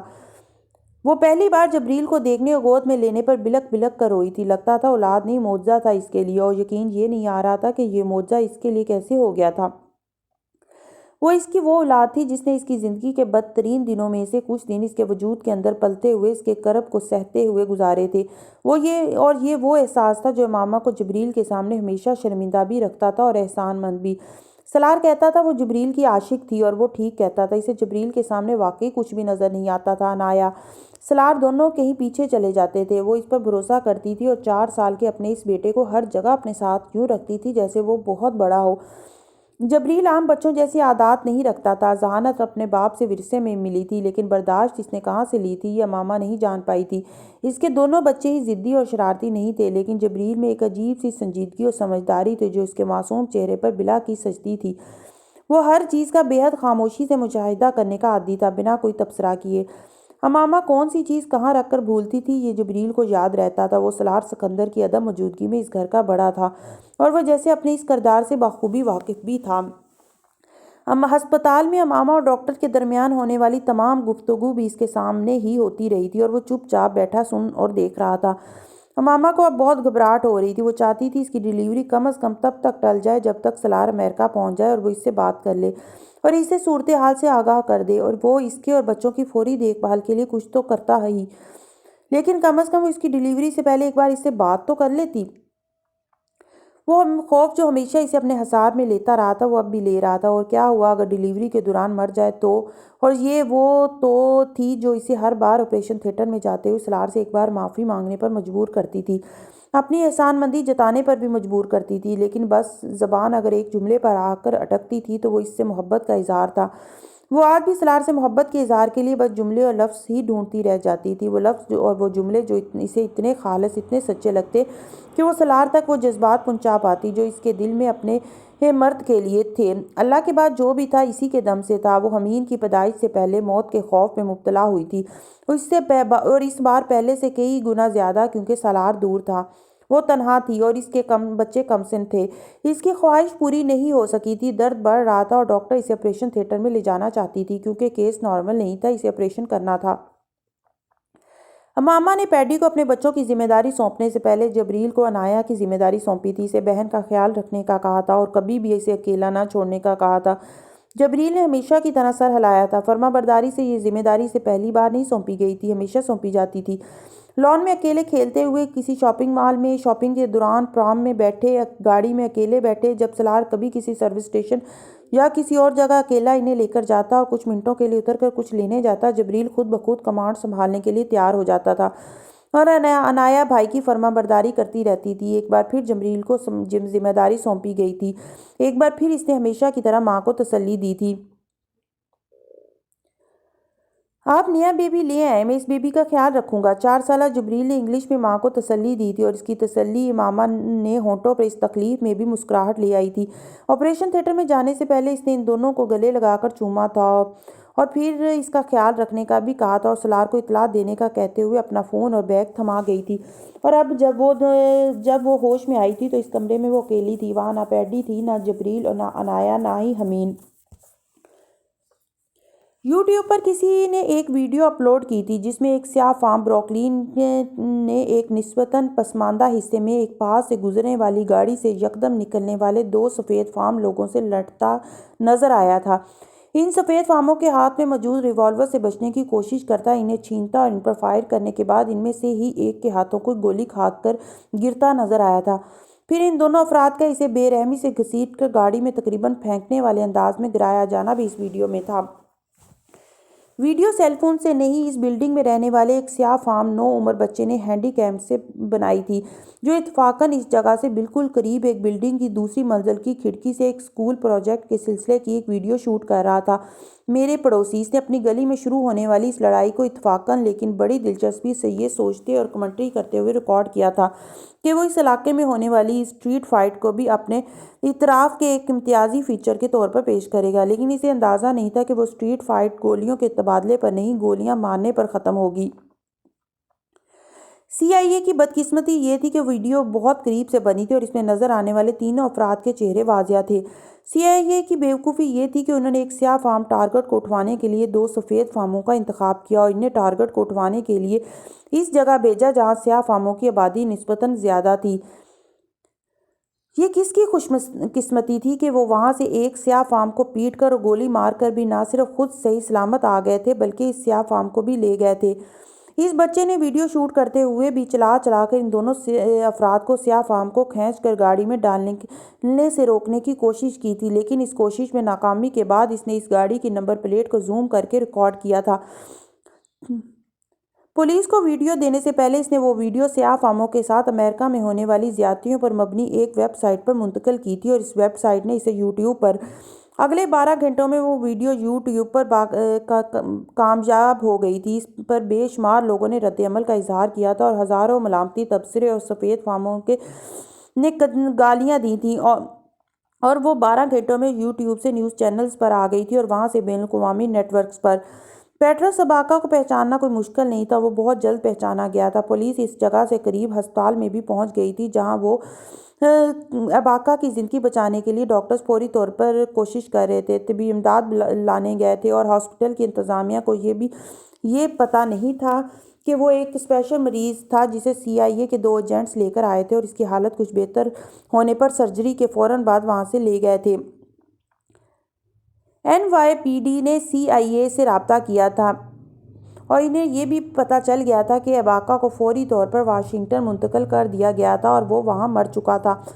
CIA اب سر پیٹ رہی تھی کہ وہ میڈیا پر پیٹرس اباکا کے ایک حادثے میں زخمی ہو کر ہاسپٹل جانے والی خبر کو کیسے درست ثابت کرتی۔ پیٹرس اباکا کے ایکسیڈنٹ میں شدید زخمی ہونے کی خبر میڈیا پر چلانا ان کی ایسی حکمت عملی تھی جو اب ان کے گلے کی ہڈی بن گئی تھی۔ طوفان یوٹیوب پر کیا مچا تھا؟ طوفان تو وہ تھا جو CIA ہیڈ کوارٹر میں آیا تھا۔ ایک آسان ترین سمجھا جانے والا آپریشن CIA کے منہ پر ذلت اور بدنامی تھوپنے والا تھا۔ ساتھ امریکہ گورنمنٹ اور ورلڈ بینک میں بھی پھنسنے والے تھے وہ، اور فی الحال CNN کو اس مصیبت سے نجات تو ایک طرف اس پر قابو پانے کا بھی کوئی طریقہ سمجھ میں نہیں آ رہا تھا۔ کبھی کبھی انسان کو اس کی بیوقوفی نہیں اس کی ضرورت سے زیادہ چالاکی لے ڈوبتی ہے۔ CIA کے ساتھ بھی یہی ہوا تھا۔ ایک تیر سے 2 شکار کرتے کرتے وہ اپنی کمان ہی توڑوا بیٹھے تھے۔ انہوں نے پیٹرس کو نیو یارک کسی ہاسپٹل میں چھوڑ دیا ہوتا تو ان کی بچت ہو جاتی۔ وہ 2 افراد کسی گینگ کے ثابت کر دیے جاتے یا کوئی مجرم جو اباکا کو لوٹنے کے لیے اس سے الجھے تھے۔ کچھ دن شور مچتا، پھر بات کالے اور گورے کی روایتی لڑائی تک ہی محدود رہ کر نسلی تعصب کے خلاف کچھ اپیلوں، قراردادوں اور شمع روشن کرنے کے لیے ساتھ ختم ہو جاتی۔ پیٹرس اباکا بھی ختم ہو جاتا اور اس کے ساتھ اس کا مشن بھی۔ عزت CIA کی بھی بچی رہتی اور ناک ورلڈ بینک کی بھی، لیکن اس آپریشن کے ماسٹر مائنڈ کو ہر چیز کو الجھا کر اختتام تک پہنچانے کی خواہش تھی کہ کل کوئی اس گتھی کو سلجھانے کے لیے دھاگے کا سرا ڈھونڈتا ہی رہ جاتا۔ لیکن مسئلہ یہ ہوا تھا کہ گتھی الجھانے والے اسے الجھاتے الجھاتے خود اندر پھنس گئے تھے اور اب انہیں باہر نکلنا نہیں آ رہا تھا۔ وہ اسے کسی حادثے کا زخمی دکھا کر اسے جان چھڑانا چاہتے تھے، اور یہ کام وہ واشنگٹن میں کرنا چاہتے تھے جہاں سالار سکندر تھا، اور اس دن واشنگٹن میں صرف ایک حادثہ ہوا تھا جس کا ایک زخمی پیٹرس اباکا کو ظاہر کر کے دونوں کا تبادلہ کیا گیا تھا۔ ہاسپٹل کی انتظامیہ کو اباکا کے حوالے سے معلومات تھیں، بالکل نیو یارک کے اس ہاسپٹل کی طرح جہاں اباکا کو پہلی بار لے جایا گیا تھا۔ اس کی حالت مسلسل بگڑ رہی تھی اور CIA سرجری کے بعد ہاسپٹل سے اسے اپنے ٹھکانے پر لے جا کر بھی اس سے کوئی کام کی بات نہیں پوچھ سکی تھی۔ تو اب انہیں اس سے وہ آخری کام لینا تھا جس کے لیے اسے واشنگٹن پہنچایا گیا تھا، اور جس کے لیے نیوز چینلز پر بار بار اس حادثے کے زخمیوں اور مرنے والے کے نہ صرف نام چلائے گئے تھے بلکہ ان کی پاسپورٹ سائز کی تصویریں بھی۔ CIA کو یقین تھا نیوز چینلز پر چلنے والی یہ خبر سالار سکندر کے علم میں ضرور آئے گی، اور انہیں یہ بھی یقین تھا کہ جس طرح کی قربت ان دونوں کی حالیہ کچھ عرصے میں رہی تھی وہ متقاضی تھی کہ سالار اسے ملنے ضرور جاتا۔ اندازے درست ثابت ہوئے تھے۔ وہ خبر سالار نے بھی دیکھ لی تھی اور وہ فوری طور پر اس سے ملنے بھی چلا گیا تھا۔ اگر کسی طرح وہ خبر اس کے علم میں نہ آتی یا وہ اس سے ملنے نہ جاتا تب CIA والے ہاسپٹل کے ذریعے اس سے رابطہ کرتے اور کہتے کہ پیٹرس اباکا کی آخری خواہش ہے کہ وہ سالار سکندر سے ملنا چاہتا ہے۔ لیکن انہیں پلان B کی ضرورت نہیں پڑی تھی۔ سالار اباکا کو دیکھنے چلا گیا تھا اور ہاسپٹل میں آنے جانے میں اسے تقریباً 2 گھنٹے لگے تھے، اور CIA کو اتنا ہی وقت چاہیے تھا اس کے کمرے سے لیپ ٹاپ سمیت ہر اس چیز کا صفایا کرنے کے لیے جسے وہ کام کی سمجھتے تھے۔ سالار کو کسی اور کام کے لیے کمرے سے اتنی دیر تک باہر رکھنا ان کے لیے مشکل تھا کہ وہ اپنا لیپ ٹاپ تو ساتھ رکھتا تھا، لیکن ہاسپٹل جاتے ہوئے انہیں توقع تھی کہ وہ سب کچھ وہیں چھوڑ کر جائے گا۔ سب کچھ ویسے ہی ہوا تھا جیسے ان کا پلان تھا، لیکن نتیجہ وہ نہیں نکلا تھا جس کی انہیں توقع تھی۔ وہ ویڈیو انہیں لے ڈوبی تھی۔ کوئی بھی اس ویڈیو میں نظر آنے والے چہرے کے نقوش نہیں بھول سکتا تھا۔ وہ اتنے واضح تھے اور اس ویڈیو میں دوسری سب سے نمایاں چیز وہ وقت اور تاریخ تھی جو اسکرین پر نیچے آ رہی تھی۔ وہ اس پیٹرس اباکا کی شناخت نہیں بدل سکتے تھے اور وہ واشنگٹن کے ہاسپٹل میں بظاہر حادثے میں زخمی ہو کر آنے اور مرنے والے اباکا کی شناخت بھی نہیں بدل سکتے تھے۔ وہ نیوز چینلز پر اباکا کی تصویریں نہ چلوا چکے ہوتے۔ اس حادثے کے فوراً بعد شدید زخمی فرد کے طور پر تو شاید CIA یہی کرتی اور اباکا کو واشنگٹن کے اس ہاسپٹل سے فوری طور پر واپس نیو یارک منتقل کر دیا جاتا، لیکن وہ ایک غلطی کے بعد صرف دوسری نہیں تیسری اور چوتھی غلطی بھی کر بیٹھے تھے۔ اس جلتی آگ کو بجھانے کی کوشش بہت جلد شروع کر دی گئی تھی۔ انہوں نے YouTube سے اس ویڈیو کو ہٹانے کی کوششیں شروع کر دیں۔ وہ اسے بلاک نہیں کر سکتے تھے کیونکہ یہ شور شرابے کو بڑھاتا، لیکن وہ بار بار اپلوڈ ہونے والے لنکس کو مٹا رہے تھے اور اس میں کوشش کے باوجود وہ ناکام ہو رہے تھے۔ CIA کی بلاگر ٹیم مختلف لنکس پر آنے والے تبصروں میں سیاہ فام بن کر ایسی پوسٹ کر رہے تھے جو یہ ظاہر کرتا کہ یہ کوئی نسلی تعصب ہو سکتا ہے۔ پیٹرس اباکا کو مارنے میں کم از کم CIA یا FBI جیسی کوئی ایجنسی ملوث نہیں ہو سکتی۔ وہ بڑے نقصان سے بچنے کے لیے چھوٹا نقصان کرنے پر تیار تھے، مگر یہ ان کی بدقسمتی تھی کہ وہ معاملہ قومی سطح کا نہیں رہا تھا۔ وہ آگ امریکہ سے کانگو تک پہنچ گئی تھی۔ اینڈرسن کوپر کی ٹیم نے پیٹرس اباکا کی مشکوک حالت میں موت کے بعد ان پیغامات اور ای میلز کو اور اس ویڈیو میں نظر آنے والے وقت کو چیک کیا تھا۔ وہ سب پیغامات اور ای میل جن میں اباکا نے کوپر کے شو میں شرکت سے معذرت کرنے کے ساتھ ساتھ کسی قسم کی معاونت سے بھی انکار کیا تھا، وہ اس ویڈیو کے 2 گھنٹے بعد کے میسیجز تھے اور اس وقت کے جب نیو یارک کے ہاسپٹل میں اباکا کی سرجری ہو رہی تھی۔ اور ایسے پیغامات صرف کوپر ہی کو نہیں، ان دوسرے پروگرامز کے میزبانوں کو بھی کیے گئے تھے یا صحافیوں کو جن سے اباکا پچھلے کچھ دنوں سے مل رہا تھا اور پیگمیز کے مسئلے کو سامنے لانے کی درخواست کر رہا تھا۔ اینڈرسن کوپر نے ایک نیوز پروگرام میں پیٹرس کے ان پیغامات اور اس ویڈیو کی ٹائمنگ کو پوائنٹ آؤٹ کیا تھا اور پھر اس نے نیو یارک اور واشنگٹن کے 2 ہاسپٹلز کے معتبر ذرائع کا حوالہ دیتے ہوئے یہ راز کھول دیا تھا کہ ان دونوں ہاسپٹل میں اسے داخل کرنے والے CIA سے تعلق رکھتے تھے۔ پیٹرس اباکا کی موت کی وجہ کیا ہو سکتی تھی؟ کون اسے مار سکتا تھا اور کیوں مار سکتا تھا؟ اس کو صرف وہ شخص بتا سکتا تھا جس کا نام اباکا کوپر کے سامنے کئی بار لے چکا تھا، جو واشنگٹن میں اس سے ملنے کے لیے آنے والا واحد ملاقاتی تھا اور جس نے اپنی شناخت اباکا کے رشتہ دار کے طور پر ظاہر کی تھی۔ امریکہ کے ہر نیوز چینل پر اس رات سالار سکندر کا نام اس حوالے سے چل رہا تھا اور ہر کوئی سالار سے رابطہ کرنے میں ناکام تھا، اور اس رات اپنے ہوٹل کے کمرے میں بیٹھے ان تمام نیوز چینلز کی کوریج معاف دماغ کے ساتھ سالار بھی دیکھ رہا تھا، CIA بھی دیکھ رہی تھی اور ورلڈ بینک کے وہ سارے کرتا دھرتا بھی جو 2 دن سے سالار سکندر کو ہراساں کرنے کے لیے تن من دھن کی بازی لگائے بیٹھے تھے۔ پیٹرس اباکا کو اس ویڈیو میں نشانہ بنتے دیکھ کر سالار کو اس رات یقین ہو گیا تھا کہ اس کی فیملی زندہ نہیں تھی۔ وہ لوگ اگر اباکا کو مار سکتے تھے اور اس طرح مار سکتے تھے تو وہ اور اس کی فیملی کیا شے تھی، اور اگر اس رات اسے کسی چیز میں دلچسپی تھی تو وہ اپنی بیوی اور اپنے بچوں کی زندگی تھی اور کچھ نہیں، اپنا آپ بھی نہیں۔ اور CIA میں اس آپریشن کو کرنے والے لوگ اس رات صرف ایک بات سوچ رہے تھے، انہیں سالار سکندر کا کیا کرنا تھا؟ زندہ رکھنا تھا، مار دینا تھا؟ زندہ رکھنا تھا تو پھر اس کی کھلنے والی وہ زبان کیسے بند رکھتے جو ورلڈ بینک سمیت بہت سے دارالحکومتوں میں بھونچال برپا کر دیتی؟ مار دیتے تو کیسے مارتے کہ اس کی موت پیٹرس اباکا کی طرح CIA کے منہ پر ایک اور بدنامی کے دھبے کا اضافہ کرتی، یا پھر وہ کنشاسا میں موجود اس کی بیوی اور بچوں کی زندگی کے ذریعے سے بلیک میل کرتے؟ قید میں اسے رکھ نہیں سکتے تھے، ہمیشہ کے لیے اس کے رابطوں کے ذرائع بھی بند نہیں کر سکتے تھے۔ زندگی یا موت، زندگی موت ٹیبل ٹینس کی گیند کی طرح ہاں یا نہ کے کورس میں گھوم رہی تھی۔ زندگی پھر فیصلہ ہو گیا تھا، لیکن وہ CIA نے نہیں کیا تھا، کانگو کے عوام نے کیا تھا۔ 4 سالہ جبریل نے اپنے خاندان کو درپیش آنے والے اس بحران میں جو رول ادا کیا تھا اس نے زندگی میں کئی بار ادا کرنا تھا۔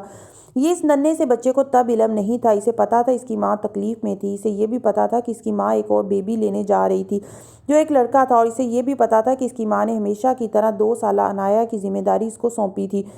امامہ کے جانے کے بعد پیڈی کو اچانک خیال آیا تھا کہ امامہ اسے گھر سے کچھ چیزیں لانے کا کہہ کر گئی تھی جو نوزائیدہ بچے اور اس کے لیے ایک بیگ میں گھر میں پہلے ہی پیک کر کے رکھی ہوئی تھی، اور ٹیڈی نے ان دونوں بچوں کے لیے کھانے پینے اور ان کے کپڑوں کے لیے بھی کہہ کر گئی تھی، کیونکہ اسے بچوں کو گھر واپس نہیں بھیجنا تھا جب تک سالار نہ آ جاتا۔ اس نے پیڈی سے کہا تھا کہ وہ ان بچوں کو ہاسپٹل میں ہی کسی فی میل اٹینڈنٹ کے پاس چھوڑ کر گھر سے یہ چیزیں لے آئے یا پھر گھر میں موجود کسی اور ملازم کی مدد لے، لیکن وہ بچوں کو کہیں نہیں لے جائے گی۔ پیڈی کو ماما کی یہ ہدایت یاد نہیں رہی تھی۔ ان کا گھر وہاں سے صرف 10 منٹ کی ڈرائیو پر تھا اور پیڈی نے سوچا تھا وہ یہاں ان بچوں کو اکیلا چھوڑنے کی بجائے ان کو اپنے ساتھ ہی لے جائے گی اور واپس لے آئے گی۔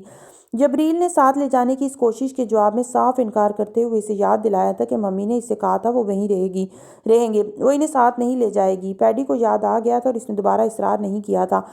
وہ جبریل کو بہت اچھی طرح جانتی تھی۔ 4 سال کی عمر میں بھی وہ بچہ کسی طوطے کی طرح ماں باپ کی باتیں رٹ کر پھر وہی کرتا تھا جو، اور مجال تھی کہ وہ کسی دوسرے کی باتوں میں آ کر امامہ یا سلار کی طرف سے ملنے والی ہدایات فراموش کر دیتا۔ پیڈی نے امامہ کی ڈاکٹر کی ایک اسسٹنٹ کے پاس چھوڑ کر فوری طور پر گھر چلی گئی تھی۔ اس کی عدم موجودگی میں عنایا کو نیند آنے لگی تھی۔ ڈاکٹر کی اسسٹنٹ نے نیند میں جھولتی ہوئی 2 سال کی اس بچی کو اٹھا کر ایک بینچ پر لٹانے کی کوشش کی اور جبریل نے اسے روک دیا۔ وہ وہاں سے عنایا سمیت ہٹنا نہیں چاہتا تھا جہاں پیڈی اسے بٹھا کر گئی تھی اور جہاں اسسٹنٹ عنایا کو لے کر جانا چاہتی تھی۔ وہ ایک بغلی کمرہ تھا۔ 4 سال کا وہ بچہ اپنی 2 سالہ بہن کے ساتھ وہیں پبلک میں بیٹھے رہنا چاہتا تھا کیونکہ اسے پتا تھا کسی اجنبی کے ساتھ کہیں نہیں جانا چاہیے، کسی ایسی جگہ جو دور ہوتی ہے۔ اسسٹنٹ کچھ حیران ہو کر واپس اپنی ٹیبل پر گئی تھی۔ وہ ایک اچھا بچہ تھا، ایک انٹیلیجنٹ بچہ تھا۔ اس نے اپنی کرسی پر بیٹھے اسے دیکھتے ہوئے سوچا۔ 2 سالہ عنایا اب جبریل کی گود میں سر رکھے سو رہی تھی اور وہ بے حد چوکنا بیٹھا بہن کے سر کو اپنے ننھے ننھے بازوؤں کے حلقے میں لیے ملاقاتی کمرے میں آنے جانے والوں کو دیکھ رہا تھا، اور تب وہ عورت ان دونوں کے برابر میں آ کر بیٹھی ہو۔ اس نے جبریل کو ایک مسکراہٹ دیتے ہوئے اس کا سر تھپتھپایا اور جواباً اس بچے کے تاثرات نے اسے سمجھا دیا تھا کہ اسے یہ بے تکلفی اچھی نہیں لگی ہے۔ اس عورت نے دوسری بار سوئی ہوئی عنایا کے بالوں میں انگلیاں پھیرنے کی کوشش کی تو اس بار جبریل نے اس کا ہاتھ نرمی سے پرے کرتے ہوئے سرگوشی میں اس سے کہا، "شی از سلیپنگ، یہ سو رہی ہے۔" "اوہ سوری۔" امریکن عورت بظاہر شرمندگی ظاہر کرتے ہوئے اسے دیکھ کر مسکرائی۔ جبریل نے ایک بار پھر سپاٹ چہرے اس کی طرف دیکھے بغیر اس کی مسکراہٹ نظر انداز کی۔ اس عورت نے اپنا پرس کھول کر اس کے اندر سے چاکلیٹ کی ایک بار نکال کر جبریل کی طرف بڑھائی۔ "نو تھینکس۔" جو اب چاکلیٹ آگے بڑھائے جانے سے بھی پہلے آ گیا تھا۔ "میرے پاس کچھ کھلونے ہیں۔" اس بار اس عورت نے زمین پر رکھے ایک بیگ سے ایک اسٹفڈ کھلونا نکال کر جبریل کی طرف بڑھایا۔ اس کی سرد مہری کی دیوار توڑنے کی یہ اگلی کوشش تھی۔ جبریل نے اس کھلونے پر ایک نظر ڈالے بغیر بہت شائستگی سے اس سے کہا تھا، "آپ ہمیں تنگ کرنا بند کر دیں پلیز۔" ایک لمحے کے لیے وہ عورت چپ سی رہ گئی تھی۔ یہ جیسے شٹ اپ کال تھی اس کے لیے، مگر وہ وہاں منہ بند کرنے کے لیے نہیں آئی تھی۔ انہیں ان دونوں بچوں کو وہاں سے لے جانا تھا اور ان کا خیال تھا آتے جاتے ملاقاتیوں میں 2 کمسن بچوں کو بہلا پھسلا کر وہاں سے لے جانا کیا مشکل تھا۔ زور زبردستی وہ اتنے لوگوں کے سامنے عنایا کے ساتھ کر سکتے تھے، جبریل کے ساتھ نہیں۔ وہ اب منتظر تھی کہ عنایا کی طرح وہ 4 سالہ بچہ بھی تھک کر سو جائے، پھر شاید ان کو کسی طرح وہاں سے ہٹا دیا جاتا۔ لیکن اس جبریل کے تاثرات سے اندازہ ہو رہا تھا کہ اس کا سونے کا کوئی ارادہ نہیں تھا۔ وہ 10-15 منٹ بیٹھے رہنے کے بعد وہاں سے اٹھ گئی تھی۔ اسے ان بچوں کے حوالے سے نئی ہدایات لینی تھی اور 5 منٹ بعد جب وہ واپس آئی تو پیڈی وہاں ان دونوں کے پاس موجود تھی۔ وہ عورت ایک گہرا سانس لے کر رہ گئی تھی۔ وہ ان دونوں کو کوئی نقصان نہیں پہنچانا چاہتے تھے، صرف اپنی نگرانی میں رکھنا چاہتے تھے جب تک امریکہ میں سلار کے ساتھ معاملات طے نہ ہو جاتے۔ امریکہ میں سلار کو اس کی فیملی کے حوالے سے صاف جواب دینے کے باوجود CIA اس کی فیملی پر نظر رکھے ہوئے تھی۔ وہ عورت ایک بار پھر اسی وزٹر روم میں کہیں اور بیٹھ گئی تھی۔ عنایا اب جاگ گئی تھی اور باتھ روم جانا چاہتی تھی، پیڈی سے باتھ روم لے کر جانا چاہتی تھی۔ اس نے جبریل کو ایک بار پھر وہیں ٹھہرنے کا کہا تھا، وہ نہیں ٹھہرا تھا۔ وہ کسی طرح بھی عنایا کو اپنی آنکھوں سے اوجھل کرنے پر تیار نہیں تھا۔ پیڈی کو اسے بھی باتھ روم لے جانا پڑا۔ وہ عورت بھی اٹھ کر ان کے پیچھے باتھ روم آئی تھی اور جبریل نے اس عورت کو ایک بار پھر نوٹس کیا تھا۔ "وائی آر یو اسٹاکنگ اس؟" "تم ہمارے پیچھے کیوں پڑی ہوئی ہو؟" واش بیسن میں ہاتھ دھونے میں مصروف عورت قریبی بیسن میں ہاتھ دھوتی پیڈی کے ساتھ کھڑے اس بچے کا جملہ سن کر جیسے ایڑیوں پر گھومی تھی۔ نہ بھی گھومتی تو بھی اسے اندازہ تھا وہ بچہ اسے ہی مخاطب کر رہا تھا۔ پیڈی نے اس عورت کو دیکھا اور معذرت خواہ انداز میں یوں مسکرائی، یوں جیسے وہ جبریل کے اس تبصرے سے متفق نہیں تھی۔ لیکن جبریل اسی ناخوشگوار انداز میں اس عورت کو دیکھ رہا تھا۔ 45 سال کی اس عورت نے مسکراتے ہوئے اس 4 سال کے بچے کو سراہا تھا۔ وہ پہلی بار ایک 4 سال کے بچے کے ہاتھوں پسپا ہوئی تھی اور وہ اسے سراہے بغیر نہیں رہ سکی تھی۔ وہ جن بھی ماں باپ کی اولاد تھا، کمال تربیت ہوئی تھی اس کی۔ پیڈی ان دونوں کو لے کر وہاں سے چلی گئی تھی، لیکن وہ عورت نہیں گئی تھی۔ وہ ایک بار پھر اس بچے سے وہ جملہ نہیں سننا چاہتی تھی جو اس نے کچھ دیر پہلے سنا تھا۔ بہتر تھا اسے بھیجنے والے اس کی جگہ کسی اور کو بھیج دیتے۔ پیڈی امامہ سے 1.5 گھنٹے بعد بھی نہیں مل سکی تھی کیونکہ ڈاکٹر نے کہا تھا وہ ہوش میں نہیں تھی۔ آپریشن ٹھیک ہوا تھا لیکن اسے ابھی خواب آور دوائیں دی جا رہی تھیں۔ پیڈی نے امامہ کے فون سے بار بار سلار کو کال کرنے کی کوشش کی، لیکن ناکام ہونے کے بعد اسے اپنے نمبر سے بھی کال کی تھی۔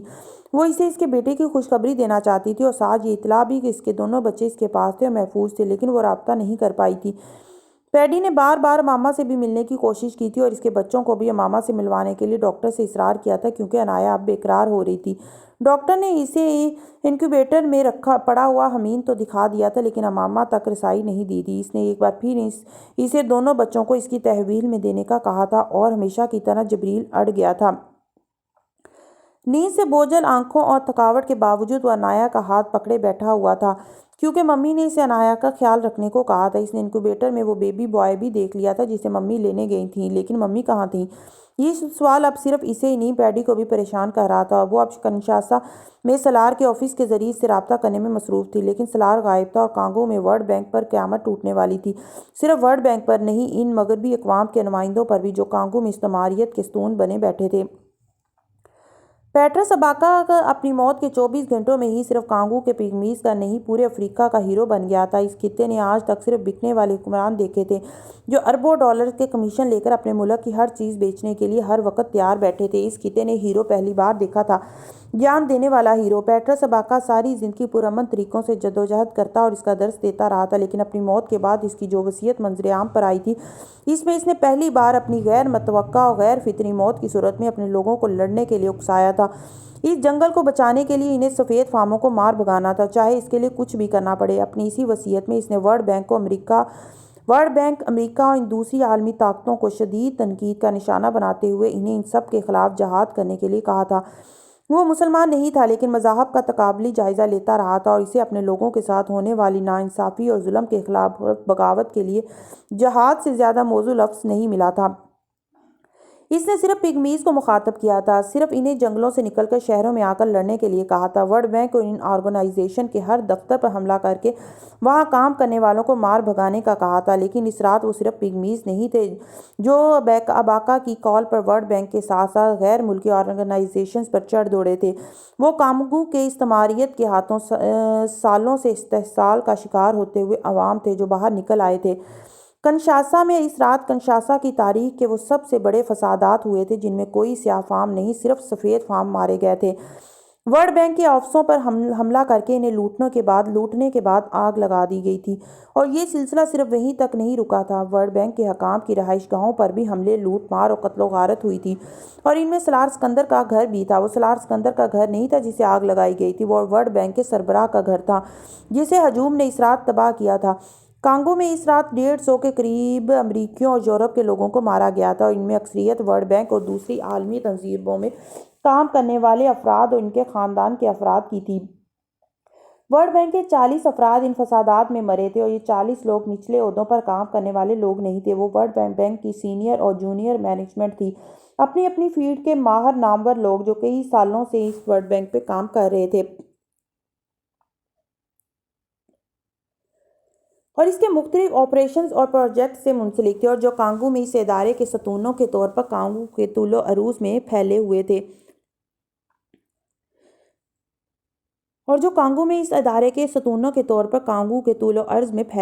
ورلڈ بینک کی تاریخ میں پہلی بار ورلڈ بینک کے خلاف فسادات اور اس کے عملے کا قتل عام کیا گیا تھا۔ اس سے پہلے دنیا میں ورلڈ بینک کے افسران کو صرف انڈے ٹماٹر مار کر یا ان کے چہروں اور کپڑوں پر سرخ رنگ پھینک کر احتجاج کیا جا رہا تھا، اور وہ احتجاج کسی اثر و تبدیلی کے بغیر ختم ہو جاتا تھا۔ وہ مہذب دنیا میں رہنے والوں کا احتجاج تھا، یہ اس غیر مہذب دنیا میں رہنے والوں کا احتجاج تھا جنہیں مہذب دنیا انسانوں سے کمتر سمجھ کر رکھتی تھی۔ اسٹیٹ ڈپارٹمنٹ، ورلڈ بینک اور CIA ہیڈ کوارٹرز میں آپریشن روم کی دیواروں پر لگی اسکرینوں پر تینوں اداروں کے سینئر حکام صرف دم سادے بے بسی کے ساتھ کانگو کے مختلف علاقوں میں ہونے والے ان فسادات کے مناظر کو دیکھ رہے تھے۔ ان کو بچانے کی کوششیں ہو رہی تھیں، لیکن فوری طور پر کوئی بھی کانگو کے ان فسادات میں عملی طور پر نہیں کود سکتا تھا، وہ زیادہ نقصان دہ ہوتا۔ ورلڈ بینک اور دوسرے اداروں کا جو جانی اور مالی نقصان ہوا تھا وہ پورا کر لیا جاتا، لیکن جو ساکھ اور نام ڈوبا تھا اسے دوبارہ بحال کرنے کے لیے کوئی معجزہ چاہیے تھا۔ ان فسادات کے آغاز سے بالکل پہلے اینڈرسن کوپر نے پیٹرس اباکا کے ساتھ ہونے والے اس آف کیمرا سیشن کو اپنے پروگرام میں چلا دیا تھا تب تک اسے یہ اندازہ نہیں تھا کہ اس رات کانگو میں کیا ہونے والا تھا۔ اگر اسے یا CIA کو اس کا رتی بھر بھی اندازہ ہوتا تو وہ ٹیپ شدہ چیزیں بھی نہیں چلتی۔ اس آف کیمرہ سیشن میں پیٹرس سباکا نے امریکہ اور ورلڈ بینک پر شدید تنقید کرتے ہوئے انہیں گدھ اور ڈاکو قرار دیا تھا جو کانگو کو نوچ نوچ کر کھا رہے تھے اور کوئی ان کا ہاتھ روک نہیں پا رہا تھا۔ پیٹرس سباکا کا وہ آخری انٹرویو افریقہ میں لوگوں نے اسٹیڈیم اور چوکوں پر روتے ہوئے بڑی اسکرینوں پر سنا تھا، اور اس کی گفتگو میں ورلڈ بینک کے صرف ایک عہدیدار کی تعریف تھی جو ورلڈ بینک کو اس پروجیکٹ کی انکوائری پر مجبور کر رہا تھا، اور ایسا نہ کرنے کی صورت میں وہ اس پروجیکٹ اور ورلڈ بینک کو چھوڑ دینا چاہتا تھا۔ پیٹرس سباکا نے اس انٹرویو میں پہلی بار اپنی زندگی کو لاحق خطرات کی بھی بات کی تھی اور یہ بھی کہا تھا کہ وہ طاقتیں جو اسے مار ڈالنا چاہتی ہیں وہ سالار سکندر کو بھی مار ڈالیں گی۔ سالار سکندر کا نام پیٹرس سباکا کے بعد ایک رات میں افریقہ میں زبان زد عام ہو گیا تھا۔ افریقہ میں ویسی شہرت اور ویسا تعارف پہلی بار کسی غیر ملکی کو نصیب ہوا تھا، اور وہ غیر ملکی اس وقت واشنگٹن میں اپنے ہوٹل کے کمرے میں ٹی وی پر یہ سب دیکھ رہا تھا، پھر بار بار ہوٹل سے باہر جا کر پاکستان فون کر کے اپنی فیملی کے بارے میں پتہ کرنے کی کوشش کر رہا تھا۔ کاش اسے وہ ناموری نہ ملتی جو اس نے سوچا تھا۔ اینڈرسن کوپر کا انٹرویو نشر ہونے کے 2 گھنٹے کے اندر کانگو میں فسادات شروع ہو چکے تھے اور سالار سکندر نے ان فسادات کے مناظر بھی ٹی وی پر لائیو دیکھے تھے۔ ورلڈ بینک کے دفاتر میں لوٹ مار اور آگ لگانے کے منظر بھی اس فوٹیج کا حصہ تھے، اور افسران کے رہائشی علاقوں میں گھروں میں حملے کے مناظر بھی۔ نیوز چینل یہ سب بتا رہے تھے کہ کنٹری ہیڈ سمیت سارے گھروں کو لوٹا گیا تھا، ان بہت سے گھروں میں اموات بھی ہوئی تھیں، کچھ میں افسران کی بیویوں پر حملے ہوئے تھے، کچھ میں ان کے بچے مارے گئے تھے۔ ٹی وی پر وہ سب کچھ دیکھتے ہوئے وہ شدید پریشان تھا۔ وہ سب ہو جانے کے باوجود بھی جو ورلڈ بینک کے افسران نے اس کے ساتھ کیا تھا، اسے اگر پہلے سے یہ پتہ نہ چل چکا ہوتا کہ امامہ اور اس کے بچے گھر پر نہیں تھے تو وہ کبھی بھی اس بیڈ روم میں بیٹھا یہ مناظر نہیں دیکھ پاتا۔ لیکن یہ بھی اللہ تعالیٰ کی قدرت ہے کہ کبھی کبھی دشمن کا سب سے بڑا وار آپ کی بقا کا باعث بن جاتا ہے۔ امامہ اور اس کے بچوں کے ساتھ بھی یہی ہوا تھا۔ CIA نے انہیں صرف اس لیے اس گھر سے غائب رکھنے کی کوشش کی تھی تاکہ امامہ سے سالار کی فیملی یا آفس کا بھی کوئی شخص رابطہ نہ کر سکے، اور حمین کی 3 ہفتے قبل از وقت پیدائش جیسے امامہ اور اس کے بچوں کی زندگی بچنے کا باعث بن گئی تھی، پر اس وقت سالار کو اس کا اندازہ نہیں تھا۔ بے شک اللہ سب سے بہترین تدبیر کرنے والا ہے، بے شک ہر مشکل کے بعد آسانی ہے، ہر مشکل کے بعد آسانی تھی۔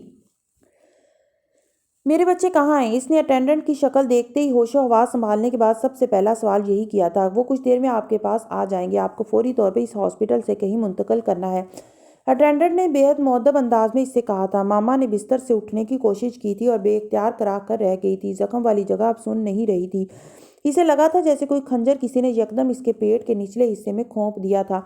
اٹینڈنٹ نے جلدی سے آگے بڑھ کر اسے واپس لٹانے میں مدد کی، اسے لٹانے کے بعد سائڈ ٹیبل پر رکھی ہوئی اس ٹرے میں سے ایک انجیکشن اٹھا کر سرنج میں بھرنا شروع کیا جو وہ لائی تھی۔ مجھے کوئی انجیکشن نہیں لگوانا، مجھے اپنے بچوں کو دیکھنا ہے، ماما نے بے حد ترشی سے اس سے کہا تھا۔ یہ آپ کی تکلیف کم کر دے گا، آپ کی حالت ابھی ٹھیک نہیں ہے، اٹینڈنٹ نے کہتے ہوئے گلوکوز کی بوتل میں سرنج کی سوئی کھونپ دی۔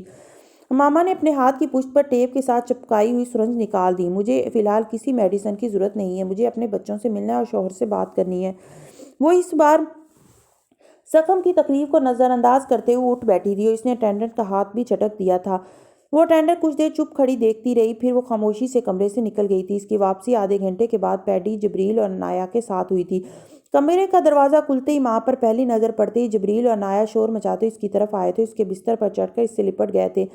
وہ 1.5 دن کے بعد ماں کو دیکھ رہے تھے۔ پیڈی بھی بے اختیار لپک کر اس کے پاس آئی تھی۔ 1.5 دن سے امامہ کو نہ دیکھنے پر اور ڈاکٹر کی بار بار کی لیتو لال پر امامہ کے حوالے سے اس کے ذہن میں عجیب و غریب وہم آ رہے تھے، اور اب امامہ کو بخیریت دیکھ کر وہ بھی جذباتی ہوئے بنا نہیں رہ سکی تھی۔ تم نے سالار کو اطلاع دی؟ امامہ نے پیڈی کو دیکھتے ہی اس سے پوچھا تھا۔ میں کل سے ان سے رابطے کرنے کی کوشش کر رہی ہوں لیکن ان کا نمبر نہیں مل رہا۔ میں نے ان کے آفس سٹاف سے بھی رابطہ کیا ہے لیکن وہ کہہ رہے ہیں کہ سالار صاحب کے ساتھ ان کا بھی کوئی رابطہ نہیں ہو رہا۔ امامہ کے دماغ کو ایک جھٹکا لگا تھا۔ وہ پیڈی کا پہلا جملہ تھا جس نے اسے چونکایا تھا۔ کل؟ وہ بڑبڑائی۔ آج کیا تاریخ ہے؟ اس نے پیڈی سے پوچھا، اور پیڈی نے جو تاریخ بتائی وہ اس دن کی نہیں تھی جس دن ہاسپٹل میں آئی تھی۔ وہ پچھلی دوپہر کو ہاسپٹل آئی تھی اور اس وقت اگلی رات ہو چکی تھی۔ اسے یقین نہیں آ رہا تھا وہ اتنے لمبے عرصے تک خواب آور ادویات کے زیر اثر رکھی گئی تھی، اور کل سے سالار نے کوئی رابطہ نہیں کیا تھا۔ وہ امریکہ تو کل ہی پہنچ چکا تھا، پھر اس نے رابطہ کیوں نہیں ہو رہا تھا؟ اس نے پیڈی سے اپنا بیگ لے کر اس میں سے فون نکال کر اس پر کال کی کوشش کی۔ اٹینڈنٹ نے اسے بتایا کہ ہاسپٹل میں اس حصے میں سگنلز نہیں آتے تو وہ اس کا منہ دیکھ کر رہ گئی۔ اپنے سیل فون پر اس نے سب چیٹ آپس اور ٹیکسٹ میسیجز چیک کر لیے تھے۔ کل سے آج تک اس میں کچھ بھی نہیں تھا، اس وقت سے لے کے جب وہ ہاسپٹل آئی تھی اب تک۔ بے حد تشویش لاحق ہونے کے باوجود امامہ نے یہی سمجھا تھا کہ ہاسپٹل میں سگنلز کے ایشوز کی وجہ سے وہ کوئی کال یا ٹیکسٹ ریسیو نہیں کر سکی۔ اس سے پہلے کہ وہ پیڈی سے کچھ پوچھتی، پیڈی نے اسے کانگو میں ہونے والے فسادات کے بارے میں بتایا تھا اور ساتھ یہ بھی کہ گومبے میں ان کے گھر پر بھی حملہ کیا گیا تھا۔ امامہ سکتے میں رہ گئی۔ پیڈی کے پاس تفصیلات نہیں تھیں کیونکہ وہ ایک بار ہاسپٹل سے نکلنے کے بعد دوبارہ بچوں کو چھوڑ کر کہیں نہیں گئی تھی۔ اس کے پاس جو بھی خبریں تھیں وہ اس کے خاندان کے افراد کی طرف سے فون پر ملی تھی یا پھر ہاسپٹل میں لگے ٹی وی سیٹ پر نشر ہونے والی نیوز سے۔ یہ وہ لمحہ تھا جب امامہ کو پہلی بار سالار کے حوالے سے بے قراری ہوئی تھی۔ پیٹرس باکا مارا گیا تھا تو سالار کہاں تھا؟ وہ بھی تو واشنگٹن میں تھا۔ پیڈی نے اسے نیوز چینلز پر چلنے والی ساری خبریں سنائی تھیں۔ پیٹرس باکا کیسے مارا گیا اور کیسے اس کی موت سامنے آئی؟ اس سے آخری بار ملنے کے لیے جانے والا شخص سالار سکندر تھا اور سالار سکندر اس وقت غائب تھا۔ امامہ کے ہاتھ کانپنے لگے تھے۔ اس کا خیال تھا اس دنیا میں سب سے زیادہ محبت جبریل سے تھی، پھر عنایا سے، پھر اپنی فیملی سے، جس کو ایک دن پہلے اس نے پہلی بار دیکھا اس اولاد سے۔ لیکن اب جب سالار سکندر یکدم اس کی زندگی سے کچھ دیر کے لیے عجیب طرح سے غائب ہوا تھا تو اس کے اوزان خطا ہو گئے تھے۔ جبریل اور عنایا کو اسی طرح بستر پر چھوڑ کر درد سے بے حال ہوتے ہوئے بھی لڑکھڑاتے قدموں سے فون لیے کمرے سے باہر نکل آئی تھی۔ اسے ہاسپٹل میں اس جگہ جانا تھا جہاں سے وہ کال کر سکتی اور اس سے بات کر سکتی۔ اسے اس گھر کے تباہ و برباد ہونے کا بھی خیال نہیں آیا تھا جس میں ہونے والی لوٹ مار کے بارے میں پیڈی نے اسے کچھ دیر پہلے بتایا تھا۔ گھر، بچے، سب کچھ یکدم اس ایک شخص کے سامنے بے معنی ہو گیا تھا جو اس کا سائبان تھا، جو زندگی کی دھوپ میں اس کے لیے تب چھاؤں بنا تھا جب اس کا وجود حدت سے جھلس رہا تھا۔ پاؤں آبلا پا ہو گئے تھے۔ اٹینڈنٹ اور پیڈی نے اسے روکنے پیچھے آنے کی کوشش کی، وہ نہیں رکی۔ اس نے پیڈی کو اپنے پیچھے نہیں آنے دیا اور اسے بچوں کے پاس رکنے کے لیے کہا۔ وہ ننگے پاؤں پھوڑے کی طرح دکھتے جسم کے ساتھ لڑکھڑاتے قدموں سے کوریڈور میں نکل آئی تھی۔ سالار وہاں ہوتا تو اس حالت میں اسے بستر سے ہلنے بھی نہ دیتا، لیکن سارا مسئلہ یہی تو تھا کہ سالار وہاں نہیں تھا اور وہ اسے پانے کے لیے بے حال ہو رہی تھی۔ ہاسپٹل میں کوئی ایسی جگہ ڈھونڈتی جہاں سگنل آ جاتے، جہاں سے وہ سالار سے بات کر پاتی، اس کی آواز سن لیتی۔ اس کا جسم ٹھنڈا پڑ رہا تھا۔ یہ موسم نہیں تھا جو اسے لرزا رہا تھا، خوف تھا جو رگوں میں خون جما رہا تھا، صرف ہاتھ نہیں تھے جو کپا رہے تھے، اس کا پورا جسم پتے کی طرح کانپ رہا تھا۔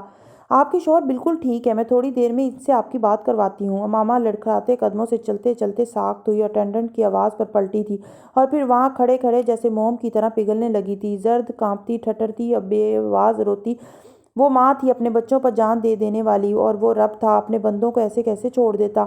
اس نے جس کو پکارا تھا مدد کے لیے وہی آیا تھا۔ رحم اٹینڈنٹ کو اس کی حالت پر نہیں آیا تھا، اس برتر ذات کو اپنے بندے پر آیا تھا اور وہ اپنے بندوں پر بلا شبہ بے حد شفقت کرنے والا ہے۔ CIA اور ورلڈ بینک کے ساتھ ساتھ امریکن گورنمنٹ کو ایک ہی وقت میں سالار کی ضرورت پڑی تھی۔ کانگو میں اگر کوئی اس وقت ورلڈ بینک کی عزت کو بحال کرنے کی پوزیشن میں تھا تو وہ سالار سکندر ہی تھا۔ پاور گیم ایک دم ون مین شو بن گیا تھا۔ افریقہ میں جو آگ پیٹرس باکا کی موت نے لگائی تھی وہ سالار سکندر کی زندگی ہی بجھا سکتی تھی۔ فیصلہ تاخیر سے ہوا تھا لیکن ہو گیا تھا۔ اس آپریشن کے تباہ کن نتائج نہ صرف CIA میں بہت سے لوگوں کی کرسی لے جانے والے تھے بلکہ ورلڈ بینک میں بھی بہت سے سر کٹنے والے تھے۔ تاج کہیں اور رکھا جانے والا تھا۔ سالار سکندر اس سب سے بے خبر ہوٹل کے اس کمرے میں اب بھی نیوز چینل دیکھ رہا تھا۔ وہ کچھ دیر پہلے اپنے باپ سے بات کر کے آیا تھا جنہوں نے اسے بتایا تھا کہ کانگو کے حالات کی وجہ سے فی الحال کانگو کی فلائٹس اور ویزا دونوں دستیاب نہیں تھے۔ سالار سکندر کے سر میں درد شروع ہو گیا تھا۔ وہ غم گسار میگرین ایک بار پھر اس کا غم غلط کرنے آ گیا تھا۔ وہ ہوٹل واپس آیا تھا، عجیب کیفیت میں ٹی وی کے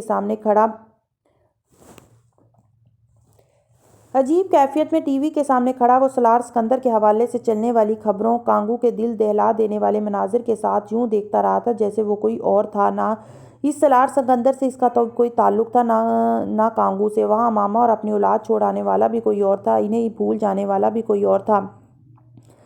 کیا سوال تھا، کیا یاد دلایا تھا، کیا یاد آیا تھا؟ What next to ecstasy? Pain, درد کا احساس۔ And what is next to pain? اور درد کے بعد؟ اتنے سالوں بعد ایک بار پھر وہ سوال و جواب اس کے ذہن میں چلنے لگے تھے۔ آخر کتنے موقع آئے تھے اس کی زندگی میں اسے سمجھانے کے کہ اس کے بعد کچھ نہیں ہے، عدم وجود، خالی پن، اور وہ اس عدم وجود کی کیفیت میں آ کھڑا ہوا تھا ایک بار پھر، زمین اور آسمان کے درمیان کسی ایسی جگہ معلق جہاں وہ نہ اوپر جا پا رہا تھا نہ نیچے آ پا رہا تھا۔ And what is next to nothingness, اور اس کے عدم وجود، خالی پن کے بعد اس کا اپنا سوال ایک بار پھر اس کا منہ چڑھانے آیا تھا، ہیل، جہنم۔ جہنم کوئی اور جگہ تھی کیا؟ اس نے جیسے بے اختیار کراہتے ہوئے سوچا۔ And what is next to hell? ہاں، وہ اس کے بعد والی جگہ جانا چاہتا تھا، ان سب تکلیفوں، ان سب اذیتوں، ان سب آزمائشوں سے گزر کر وہاں سے آگے اور آگے آگے، جہاں جنت تھی، یا شاید اس لمحے لگی تھی۔ 2 دن کے بعد اس کا سیل فون جیسے نیند سے نہیں موت سے جاگا تھا۔ وہ میوزک اور وہ روشنی، اسے لگا وہ خواب دیکھ رہا تھا۔ وہ میوزک اس نے امامہ کی کالر آئی ڈی کے ساتھ محفوظ کیا ہوا تھا۔ If tomorrow never comes, Ronan Keating کے مشہور گانے کی کالر ٹیون۔ سیل فون پر اس کا مسکراتا چہرہ اور اس کا نام، سلار کو لگا تھا وہ واقعی جنت میں کہیں تھا۔ اس نے کانپتے ہاتھوں سے کال ریسیو کی، لیکن ہیلو نہیں کہہ سکا۔ وہ امامہ نے کہا تھا، بے قرار آواز میں۔ وہ بول ہی نہیں سکا، سانس لے رہا تھا تو وہ بڑی بات تھی، اپنے قدموں پر کھڑا تھا تو کمال تھا۔ وہ دوسری طرف سے بے قراری سے اس کا نام پکار رہی تھی، بار بار۔ سلار کا پورا وجود کانپنے لگا تھا، وہ آواز اسے ہرا کر رہی تھی، کسی بنجر سوکھے ٹونڈ منڈ پٹر پر بارش کے بعد بہار میں پھوٹنے والی سبز کونپلوں کی طرح۔ وہ پھوٹ پھوٹ کر رونا چاہ رہا تھا، لیکن اس کے سامنے رو نہیں سکتا تھا۔ وہ مرد تھا، بولنا مشکل تھا، پر بولنا ضروری تھا۔ امامہ، اس نے اپنے حلق میں پھنسے ہوئے نام کو آزاد کیا تھا۔ دوسری طرف وہ پھوٹ پھوٹ کر روئی تھی۔ وہ عورت تھی، یہ کام بڑی آسانی سے کر سکتی تھی، کیونکہ اسے بہادری اور مردانگی کے جھنڈے نہیں گاڑنے تھے۔ وہ بے آواز روتا رہا تھا۔ وہ دوزخ سے گزر کر آئے تھے، اور کسی نے دوسرے نے سے یہ نہیں پوچھا تھا کہ دوسرا کہاں تھا، کیوں رو رہا تھا۔ بے آواز روتے ہوئے سلار نے اسی طرح کھڑے کھڑے اس کمرے کے درمیان میں امامہ کی ہچکیاں اور سسکیاں سنتے اپنے وہ جوتے اتارے تھے۔ پھر وہ گھٹنوں کے بل سجدے میں جا گرا تھا۔ کوئی اس سے پوچھتا اللہ کہاں تھا اور کیسے سنتا تھا؟ اس کی شہرک کے پاس، اس سے بھی قریب۔ کئی سال پہلے وہ ریڈ لائٹ ایریا میں امامہ کے نہ ہونے پر اسی طرح ایک طوائف کے کوٹھے پر سجدے میں جا گرا تھا۔ آج وہ امامہ کے ہونے پر سجدے میں گرا تھا۔ بے شک اللہ ہر چیز پر قادر ہے، مشرق مغرب ہر چیز اس کی متاع ہے۔ وہ کن کہتا ہے اور چیزیں ہو جاتی ہیں، گمان سے آگے، بیان سے باہر۔ بے شک اللہ ہی سب سے بڑا ہے، بے شک اللہ ہی سب سے طاقتور ہے۔ ہی از کیوٹ۔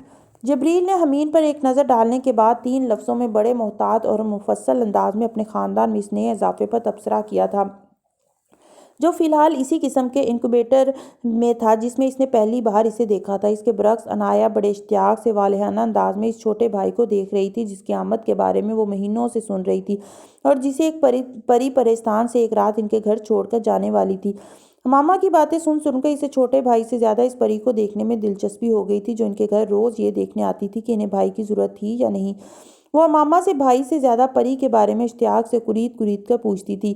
جبریل البتہ پاس بیٹھا اپنی سٹوری بکس کے صفحے الٹتے پلٹتے ان دونوں کی گفتگو سنتا رہتا تھا۔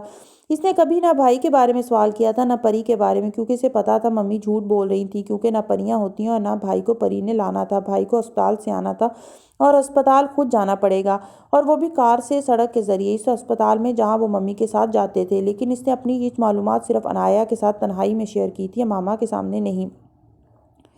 کیا ممی جھوٹ بولتی ہیں؟ عنایہ نے اس سے پوچھا۔ نہیں، وہ جھوٹ نہیں بولتی، لیکن تم چھوٹی ہے اس لیے وہ تم سے یہ کہتی ہیں۔ اس نے بڑے مدبرانہ انداز میں بہن کو سمجھایا تھا، جس نے بھائی کی فراٹے دار زبان اور سوال سن کر بہت جلدی بولنا شروع کر دیا تھا۔ وہ سب اس وقت امریکن ایمبیسی کے اندر موجود ایک چھوٹے سے میڈیکل یونٹ میں تھے۔ وہ طوفان جو ان کی زندگی اڑانے آیا تھا، کچھ بھی تہس نہس کیے بغیر قریب سے گزر کر چلا گیا تھا۔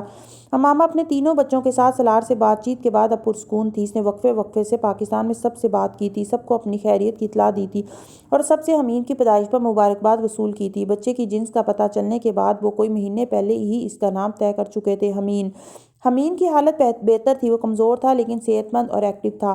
اگر اس کی پیدائش قبل از وقت نہ ہوئی ہوتی اور امامہ کی سرجری نہ ہوئی ہوتی تو سلار فوری طور پر ان کو وہاں سے واشنگٹن بلوانے کی کوشش کرتا، لیکن فوری طور پر امامہ اور حمین ایئر ٹریول نہیں کر سکتے تھے، اس لیے سلار کانگو آنے والا تھا، اور وہ اب اس کے انتظار میں امریکن ایمبیسی میں تھے، جہاں بہت سے اور بھی لوگ پناہ لیے ہوئے تھے، جب تک انہیں کانگو سے نکالنے کے انتظامات نہ ہو جاتے یا حالات پر قابو نہ پا لیا جاتا۔ امامہ اور اس کے بچوں کو ہائی پروفائل گیسٹ کا اسٹیٹس ملا ہوا تھا۔ امامہ کو اگر یہ پتا ہوتا کہ اس ہائی پروفائل اسٹیٹس سے پہلے اس کے شوہر پر امریکہ میں کیا گزری تھی تو وہ مر کر بھی امریکن ایمبیسی کی شکل نہ دیکھتی۔ سلار نے اسے ہر بات سے بے خبر رکھا تھا۔ فون پر ان کی بہت لمبی بات نہیں ہو سکی تھی۔ سلار نے اسے آرام کرنے کے لیے کہا تھا۔ اسے خود فوری طور پر ورلڈ بینک کے ہیڈ کوارٹر میں ایک میٹنگ اٹینڈ کرنی تھی۔ اس نے امامہ سے کہا تھا کوئی سگنلز اور سیٹلائٹ کا مسئلہ تھا جس کی وجہ سے اس کا رابطہ اس سے نہیں ہو پا رہا تھا اور اسی وجہ سے وہ اس قدر پریشان تھا۔ امامہ نے پیٹر سباکا کے حوالے سے بات کی تو اس نے اسے تسلی دی کہ سب کچھ ٹھیک ہے، وہ پریشان نہ ہو، اس کی زندگی کو کوئی خطرہ نہیں، وہ اس سلسلے میں پولیس سے بھی رابطے میں ہے۔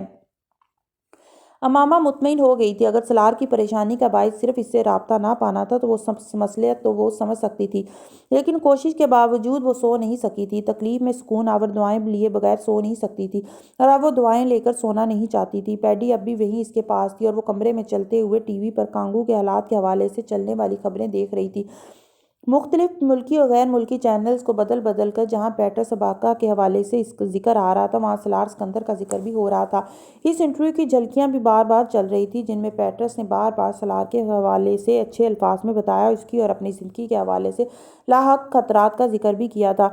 سلار سے بات کرنے کے بعد امامہ کی جو پریشانی ختم ہوئی تھی وہ پریشانی ایک بار پھر سر اٹھانے لگی تھی۔ سلار نے اسے ان سب معاملات سے بے خبر رکھا ہوا تھا۔ وہ پچھلے کئی مہینوں سے کانگو کے جنگلات میں پیٹر سباکا کے ساتھ بہت عرصہ سفر کرتا رہا تھا۔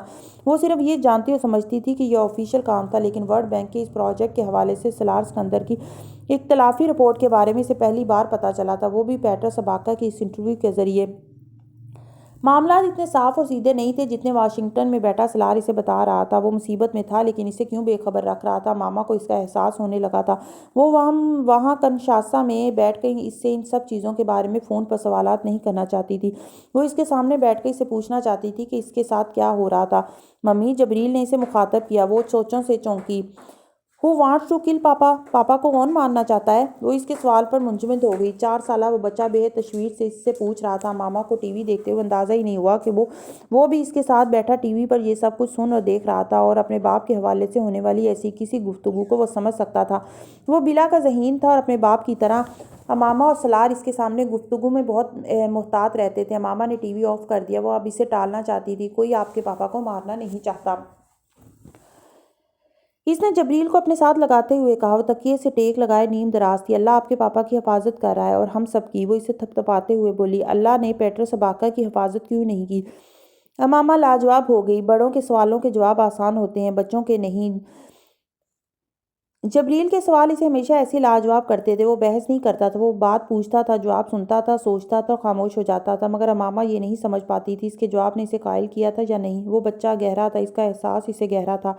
وہ بہت حساس تھا۔ وہ اس سے بھی لاعلم نہیں تھی، لیکن اسے یہ اندازہ نہیں تھا کہ وہ اپنے ماں باپ کے حوالے سے بہت ساری باتیں سوچتا تھا جو وہ ان سے پوچھتا کبھی نہیں تھا۔ دیکھو تمہارا چھوٹا بھائی کیسا لگتا ہے تمہیں؟ امامہ نے اب اس کی توجہ ایک دوسرے موضوع کی طرف لے جانے کی کوشش کی۔ ہی از کیوٹ، اس نے جواب دیا تھا حمین کے بغور جائزے کے بعد، لیکن اس جواب میں جذباتیت، خوشی اور حیرانی مفقود تھی۔ تمہارے جیسا لگتا ہے نا؟ امامہ نے اسے خوش کرنے کی کوشش کی۔ مجھے تو نہیں لگتا۔ جبریل نے کچھ اور احتیاط سے بغور اس کا جائزہ لینے کے بعد ماں کو فوراً جواب دیا تھا۔ اسے شاید ماں کا یہ تبصرہ اور مماثلت اچھی نہیں لگی تھی۔ اچھا، تم سے کیسے ڈفرینٹ ہے؟ امامہ نے دلچسپی سے پوچھا۔ اس کی مونچھیں ہیں، میری تو نہیں ہے۔ امامہ نے بے ساختہ ہنسی۔ وہ حمین کے چہرے اور بالائی لب پر آنے والی روئیں کو دیکھتے ہوئے کہہ رہا تھا۔ عنایا اب بھی امامہ کے بیڈ کے بالکل قریب پڑے انکوبیٹر کی دیوار سے چپکی کھڑی تھی، یوں جیسے حمین چڑیا گھر کا کوئی جانور تھا جسے وہ گلاس وال سے ناک اور ہاتھ ٹکائے واؤ کے تاثرات کے ساتھ دیکھ رہی تھی۔ یہ میری طرح لگتا ہے، اس نے بہت مدھم آواز میں اٹکتے ہوئے امامہ کو مطلع کیا تھا۔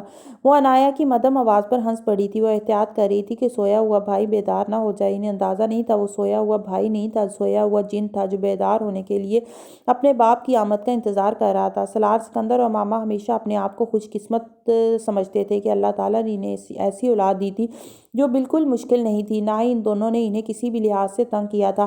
ان کے خاندان، دوستوں اور جبریل کے اسکول میں بھی ان دونوں کے بچوں کو مثالی بچے اور انہیں مثالی والدین مانا جاتا تھا۔ کانگو کے فسادات میں پیدا ہونے والا وہ تیسرا بچہ، ان کا وہ سکون اور چین چھین کر انہیں واقعی مثالی بنانے کے لیے بھیجا گیا تھا۔ CIA نے جس بچے کو 3 ہفتے پہلے دواؤں کے ذریعے قبل از وقت دنیا میں لانے کی کوشش کی تھی، انہیں اگر محمد حمین سکندر کا تعارف ہو جاتا تو وہ اس پیدائش کو کم از کم 300 سال تک روکتے۔ مستقبل سے بے خبر امامہ بڑی محبت سے اسے خود سے کچھ فاصلے پر سوئے دیکھ رہی تھی، جو 2 دن بعد ہی خراٹے لے رہا تھا۔ کیا یہ خراٹے لیتا ہے؟ یہ جبریل تھا جس نے پہلی بار اس کے خراٹے نوٹس کرتے ہوئے بڑی بے یقینی سے ماں کو دیکھا تھا۔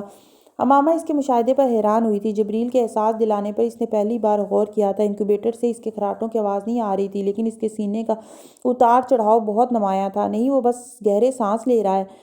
امامہ نے جبریل کا چہرہ بھی حیرانی سے دیکھا تھا۔ اس نے کیسے اندازہ لگایا تھا کہ اس کے سانس لینے کی رفتار سے کہ وہ خراٹے لے رہا ہوگا؟ ممی، کیا یہ آپ کا لاسٹ بیبی ہے؟ سوال ڈائریکٹ آیا تھا اور بے حد سنجیدگی سے کیا گیا تھا۔ ماما کی سمجھ میں نہیں آیا وہ ہنسے یا شرمندہ ہو۔ پیڈی ہنس پڑی تھی۔ ہاں سویٹ ہارٹ، یہ لاسٹ بیبی ہے۔ اس نے جیسے جبریل کو تسلی دی تھی۔ ہم 2 بھائی اور 1 بہن۔ جبریل جیسے مطمئن ہوا اور اس نے انگلیوں کو چھو کر گنا۔ ہاں ڈیئر، ماما نے اس کا منہ چوم کر اسے یقین دلایا۔ اسے پتہ نہیں تھا اس کے گھر ایک اور بچی نے پرورش پانی تھی، کنیز غلام فرید عرف چنی۔ سکندر عثمان کے گھر آنے والا وہ مہمان غیر متوقع نہیں تھا، ناقابل یقین تھا۔ وہ ان کے گھر کئی بار گئے تھے، ہمسائے کے طور پر، مصالحت کے لیے، تعزیت کے لیے، لیکن ہاشم مبین زندگی میں کبھی ان کے گھر نہیں آئے تھے۔ آج وہ آ گئے تھے تو انہیں یقین نہیں آ رہا تھا۔ وہ اب ان کے پڑوس میں نہیں رہتے تھے، وہ گھر چھوڑ کر جا چکے تھے۔ اس گھر میں اب کوئی اور رہتا تھا۔ وہ گھر بکنے کی خبر پر سلار نے بے حد کوشش کی تھی کہ سامنے آئے بغیر درپردہ کسی اور کو درمیان میں رکھ کر وہ گھر خرید پاتا۔ وہ ناکام رہا تھا۔ ہاشم مبین کے بیٹے اب بہت طاقتور تھے اور ہاشم مبین بہت کمزور ہو چکے تھے۔ ان کے دل میں فیصلے کی خواہش تھی یا ہاتھ میں طاقت نہیں تھی۔ جن پراپرٹی ڈیلرز کے ذریعے سالار سکندر ان سے رابطہ کر رہا تھا، وہ بھی اپنی کوششوں میں کامیاب نہیں ہوئے تھے۔ گھر ٹکڑے ٹکڑے ہو کر بکا تھا کیونکہ وہ بہت بڑا تھا۔ 8 کنال کا وہ گھر 3 حصوں میں بٹ کر بکا تھا اور اس کے باوجود اس پر کچھ اور کیسز تھے جو امامہ کی بہنوں نے اپنے حصے کے حوالے سے کیے تھے۔ سکندر عثمان نے سالار کی ساری کوششوں پر پانی پھیر دیا تھا۔ وہ اس حق میں نہیں تھے کہ وہ متنازع جائیداد خریدی جاتی، خاص طور پر اس لیے کیونکہ وہ امامہ کے والدین کی تھی اور دونوں فیملیز کے درمیان تنازعات تھے جو سالار کے خود پس پردہ رہ کر سامنے کسی اور کو رکھ کر اس کے ذریعے ایسی کسی خرید و فروخت کے شدید مخالف تھے، خاص طور پہ اس لیے بھی کیونکہ سالار کے پاس اتنا بڑا گھر خریدنے کے وسائل نہیں تھے۔ وہ قرضہ ادھار لیے بغیر ایسی کوئی خرید و فروخت نہیں کر سکتا تھا اور سکندر عثمان زندگی میں کبھی قرض و ادھار پر عیاشیاں اور للے تللے کرنے کے حق میں نہیں رہے تھے۔ اور اب وہ ایک لمبے عرصے کے بعد جس ہاشم مبین کو اپنے سامنے دیکھ رہے تھے وہ اس رعونت مکنت کا سایہ تھے جو کبھی ان کے ہمسائے میں رہتے تھے اور جو ان سے بات کرنے تک کے روادار نہیں ہوتے تھے۔ چہرے پر جھریوں کا جال لیے، زرد رنگت، کمر میں خم کے ساتھ جو ضعیف آدمی ان کے سامنے بیٹھا تھا وہ پہلی نظر میں انہیں پہچان نہیں پائے تھے۔ ان کی سمجھ میں نہیں آ رہا تھا کہ وہ ان کے ساتھ کیا رویہ رکھیں۔ آخر اب کیا شے تھی جو انہیں کھینچ کر یہاں لائی تھی؟ مجھے امامہ سے بات کرنی اور ملنا ہے۔ چند ہی جملوں کے بعد ہاشم مبین نے ان سے کہا تھا وہ یہاں نہیں ہے۔ سکندر عثمان نے بڑے محتاط انداز میں انہیں بتایا، میں جانتا ہوں وہ کانگو میں ہے، میں وہاں کا نمبر لینا چاہتا ہوں، وہاں کے حالات خراب ہیں۔ وہ ٹھیک ہے؟ انہوں نے رک کر لیکن ایک ہی سانس میں ساری باتیں کہی تھی۔ سکندر کی سمجھ میں نہیں آیا وہ کیا کہیں۔ ہاں وہ سالار اور بچے ٹھیک ہیں۔ اگر وہ تشویش میں یہاں آئے تھے تو سکندر عثمان نے ان کی وہ تشویش دور کر دی تھی۔ وہ فون نمبر کا مطالبہ گول کر گئے تھے۔ میں اس سے بات کرنا چاہتا ہوں، ایک بار اس سے ملنا چاہتا ہوں۔ ہاشم مبین اپنا مطالبہ نہیں بھولے تھے۔ میں امامہ سے پوچھے بغیر اس کا نمبر یا ایڈریس آپ کو نہیں دے سکتا۔ سکندر عثمان نے کوئی تمہید نہیں باندھی تھی۔ میں اسے کوئی نقصان نہیں پہنچا سکتا، انہوں نے بہت تھکے ہوئے لہجے میں کہا تھا۔ آپ اسے بہت زیادہ نقصان پہلے ہی پہنچا چکے ہیں، سکندر عثمان نے ترکی بترکی کہا۔ وہ اب اپنی زندگی میں سیٹ ہے، وہ اپنے بچوں کے ساتھ بہت خوش ہے، بے حد مطمئن زندگی گزار رہی ہے۔ آپ کیوں ایک بار پھر اس کو ڈسٹرب کرنا چاہتے ہیں؟ آپ کی بیٹی نے پہلے ہی آپ کی وجہ سے بہت تکلیف اٹھائی ہے، آپ اب اسے چھوڑ دیں، اسے بخش دیں۔ ہاشم مبین کے چہرے کی جھریاں یکدم بڑھی تھی، پھر انہوں نے مدھم آواز میں کہا، میں جانتا ہوں، مجھے احساس ہے۔ سکندر عثمان بول نہیں سکے، وہ ان کے منہ سے یہ جملے سننے کی توقع نہیں کر رہے تھے۔ بس ایک آخری بار ملنا چاہتا ہوں اس سے، اس کی ایک امانت ہے، وہ دینی ہے مجھے اور اس سے معافی مانگنی ہے۔ آپ مجھے اپنا فون نمبر اور ایڈریس دے دیں، میں اس سے بات کروں گا، پھر آپ سے رابطہ کروں گا۔ آپ کہاں رہتے ہیں اب؟ سکندر نے اس سے پوچھا۔ ایک اولڈ ہوم میں۔